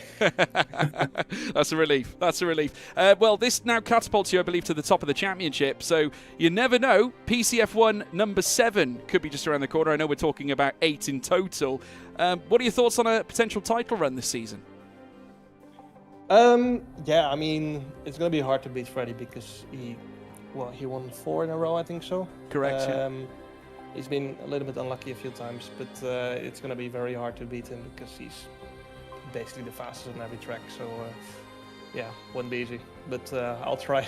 Yeah, well, I'm pleased to tell you it's a quarter of a century in terms of number of race wins now in PCF1 history, the highest of any driver. You're the only driver in the 20s for race wins at the moment. You've already surpassed 50 podiums as well. That's 51 today. Still yet to get your unlucky number 13 pole, though. We need to work on that at some point. But thank you, Jarno. We wish you the very best for the season ahead. Thank you. Thank you very much. Jarno Opmeer, everyone, now championship leader in PSGL PCF1. We will, of course, bring in as well Ferrari driver Barry Burremand. He's going to come and join us this time around. Barry, great having you here as always, good sir. Ferrari in good form today. Obviously, I'd imagine you would have wanted the win, but a double podium isn't bad today. Yeah, hello to everyone. I mean, yes, we started P3, P8, and we finish P2, P3. So I guess that's what we call a good race. I mean, if we could get a win, that would be just amazing. But I guess yeah, I mean, we tried different strategies, and by the sound of it, hard medium looked way better. But at the same time, we thought we knew probably it's better, but we saw maybe, I don't know, in the race scenario when everybody just going for undercut and it's not gonna play as good as it might look, as might play out as good as it might play out. Yeah, and then but at the end of the day, GG's to Jarno as well. Yeah, the moment I got out of that 1 second gap to him, I was like, yeah, let's just help Isma as much as I can. And then, and I'm super happy that we could bring double podium. Yeah, I mean, it was fantastic for your championship, obviously, as a team. It means you take some points off the back of Red Bull. Yeah, I mean, off the back of Red Bull. I mean, you tried something a little different, didn't you, as a team? Obviously, Ishmael boxing a little bit earlier than most, came in after his initial stint, and then, of course, went late on the mediums, eventually picking up 10 laps. Was that just a conscious attempt to try and, I suppose, just counteract what Red Bull were doing? Yeah, I mean, counteract what people would do, generally, and then we get close together on track. Because if you're close together on track, after what we have been seeing with this game, you can just, like give each other DRS, have a good gap, and because of their tier and engine going crazy on temperature, it's quite easy to keep the position. I'm quite sure it wasn't that easy that I said for Isma, because he had so many battles, but he drove really well. And yeah, I mean, I'm happy with how the race played, and happy with the result. And again, obviously, it's another Jarno Opmeer and Barry Burremand 1-2. I mean, we've seen many of those in the entirety of our time in PSGL, and it's been a long story of my time commentating on you both, of course, if you remember back in the old league days of when we used to race together. But obviously, looking ahead, Barry, you're still at the moment trying to chase that elusive race win. That's podium number 2 today, though. Do you see some light at the end of the tunnel for Ferrari this season? Yeah, sure. I mean, start of the year, it just depends on how good, obviously, is your baseline from the year. And obviously, we were missing some few things on strategy, on setup, and maybe even on driving. But we're getting like much better. I think this past few days, the team has done such a good job. We're just building up because obviously, PSGL is a really good league to try stuff and to, compare yourself to other people for F1 Esport. And that is basically what I'm doing. Obviously, I like to win the championship. No, everybody does. But at the same time, I think the gap is quite, it's quite hard to catch. But at the same time, our main focus, like the priority of doing PSGL is mainly just, sometimes we try stuff to see how it will play out, to learn it from F1 Esport, because the PSGL league is probably the best place to try things because of how strong the grid is. It's like your simulation for the simulation, really, isn't it? Yeah, but basically, yes. I think that was spot on. And also from what you said with Jarno, yes, I remember we had some bad moments and some good moments together. Yeah, the rivalry was iconic, Barry, in my view. It was iconic. Yes. I still look back to it to this day. Marvellous time. We're getting old. I mean, Jarno is Yarn is quite old. Yarn, if you're watching this, I'm calling Yarn an uncle. now. So is this how this what it's turned into now? You can't beat him on track, so you throw insults at him instead. Yes. No, It's mind games. That's all it is. I feel like I'm watching professional darts when Phil Taylor and Eric Bristow were around. My God. No, I mean, listen. I mean, to your point, Barry, I have got a little bit of grey hair appearing on the side of my head. I didn't have that when we first started doing the broadcast, but my God. George, that's not a good sign. It's not. I can tell you that. Do you know, I think I'm going to have to blame you lot in the PCF1 drivers chat, I think, half the time, after some of the things I read. My goodness. Wow. Okay. Good Lord. But yeah, there we go. And I mean, Barry, great race today. That's this season podium. Number 2, obviously wins are surely just around the corner, but congratulations, big result for Ferrari. We're going to call your teammate Ishmael in now very shortly, but I just want to say a massive thank you for your contributions this evening. Thank you guys. Have a good one. Yeah, we'll see you next time. Thank too. you. Thank you very much, Barry Burman. Superstar as always, representing for Ferrari. We now bring in Ishmael Fassi. We've already disposed of Barry Burman. It's now to his incredible teammate, Ishmael, who was, of course, in the title fight of F1 Sim Racing last season. Ishmael in the podium again here in PSGL, and a Ferrari 2 and 3. Not bad at all. Hello, first of all. Yeah, it was a very difficult race. I think we rushed a bit by pitting that early for the mediums. But yeah, thanks to Barry, we were working together. It was giving me just enough gap in the DRS to defend from the people behind. I did my best. I think I didn't do anything wrong. So if it's fair, then I should keep P3 and then him P2, which is a good result considering how difficult it is to pass around this track. So yeah, happy. Yeah, no, it was a great result for Ferrari. Obviously, we'll let the stewards do what they need to do after the show. But at the end of the day, it's a big result and big points for Ferrari. You alluded, obviously, to the strategy. Maybe it was a little bit too early for you to box. I mean, you're probably right, considering where the tyres went towards the end of the race. I mean, obviously, that probably everyone would understand your feelings on that. But we discussed it a little bit with Jarno and a little bit with Barry as well. Obviously, you had to try something a little different, didn't you, to upset the balance of the race a little bit? Yes, I mean that's what we did. In the end it did work out, but it was really tough, to keep these people behind. Two laps fresher tires around here is a massive, well, not a massive, but it's a big difference. 3 laps is already massive, I would say. I made it quite with high tire wear, so as you know, you're drifting after that 60% wear. And yeah, but thanks to Barry with the DRS and slipstream, just could manage the people behind me. Yeah, kept you in the race. I mean, that's a brilliant place to be in. It's your first podium this season as well. Can we expect that to be the first of many? Hopefully. Last week I thought I was going to keep my P3 as well. I didn't. Unfortunately not. Yeah, no. It is what it is. I mean, we are here to learn, to understand how things work, and then in F1 Esports, it's when we have to perform.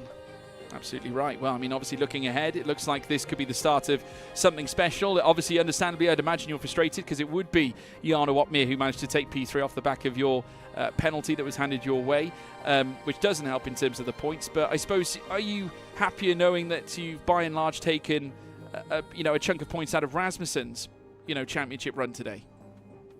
Well, to be fair, I'm not thinking on the championship. I think they have quite a big gap from P3, so I mean they're doing the things very really well, Red Bull. We just have to match them and beat them. Yeah, so preparation starts here. Fassi, thank you so much for joining us as always. We appreciate your time. We'll let you go, but congratulations on the P3. Thank you. Thank you very much. Ishmael Fassi, everybody, driver for Ferrari, and P3 ultimately today, part of a double podium affair for the Scuderia Ferrari, which is superb. But obviously, TK, great race, all in all. A very measured Jarno Opmeer, it seems. Probably the happiest I've actually heard him in a long, long time, to be quite honest, but for good reason. Absolutely, and you've got to have that high coming off the back of a race win, and hopefully this one sticks out for his sake, and I hope everyone else's sake, because we saw the backlash what happened last time. But what I found absolutely fascinating was actually I was watching his stream and we were waiting for him to come into an interview, and I was expecting kind of a little bit of chat, like kind of talking to his chat, something like that. The man was straight into practicing for Saudi Arabia. He just didn't rest. That's incredible. Obviously, that is not due to come until next week. So that is a driver, obviously very keen to do one and one thing only, and that is win another title this year. And I must say, I wouldn't discount the idea of him winning, magic number 7, which is a magic number in this case. May leave the 13 poles alone. Let's go for the 7th world title in PSGL PCF1. 8th, if you include the PlayStation 1, of course, folks. But obviously, looking ahead, I mean, are we setting the tone for yet more drama?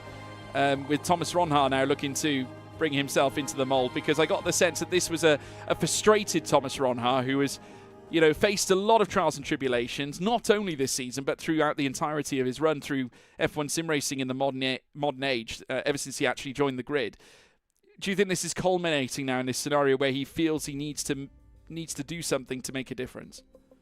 I do wonder if there's something sort of going in the back of his mind that is telling him that he needs to pick up these performances, because he's not getting riskier, but he almost seems to be getting a little bit more, desperate? I don't want to say sloppy. Yeah, desperate, sloppy with the mistakes that he's making. He's sending the lunges down the inside when, Ronhaar of old, albeit might have been involved in the same instant, would have at least waited to a better opportunity to open up. And I wonder what's going on in the back of his head to maybe force those mistakes. Yeah, you do wonder, obviously, whether perhaps the demons are lurking in, and obviously, Rasmussen was the recipient of it once more. Obviously, we go back to Mexico in F1 sim racing, where those two came together in the middle sector before then heading down in towards the final sector. But yeah, remarkable. We do appreciate, though, folks, your involvement in this broadcast. Thank you for interacting with us in the live chat as well, and thank you for tuning in as always. We're now going to move into the second half of the season's campaign, and it's Jana Watmir now, your championship leader. If you've enjoyed the show, we appreciate your time. If you've been watching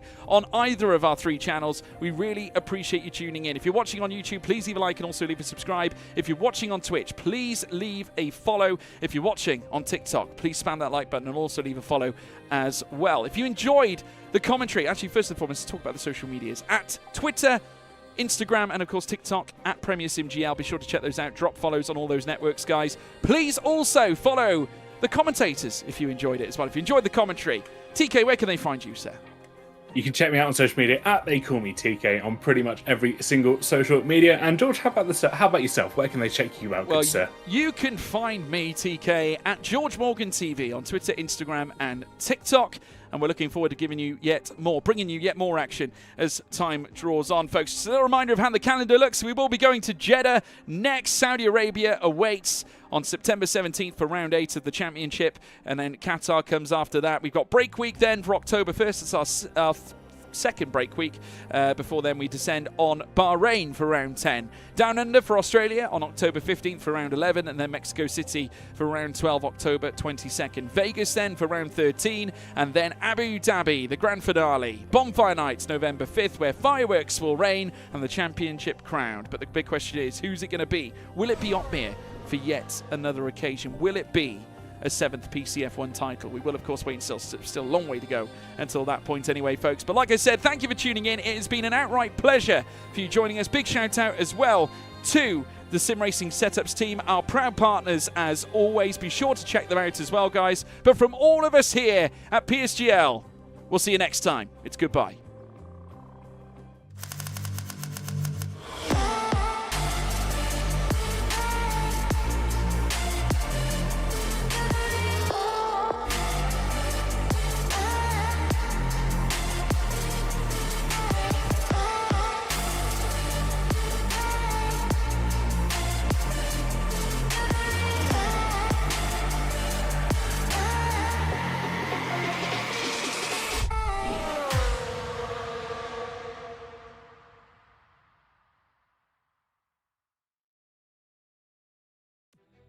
PSGL is brought to you by Sim Racing Setups. Get your pro setups, unlock extra performance with the Pro F1 25 car setups created by the drivers in PSGL. Esports and stable setups for every track, quali, race and wet setups, optimal race strategies, free meta setup updates, as well as created by drivers racing in PSGL, pro support, and compatible with Xbox, PlayStation, and PC. All setups just $49.99. Get them from simracingsetup.com and use code PSGL for a 5% discount. See you on track.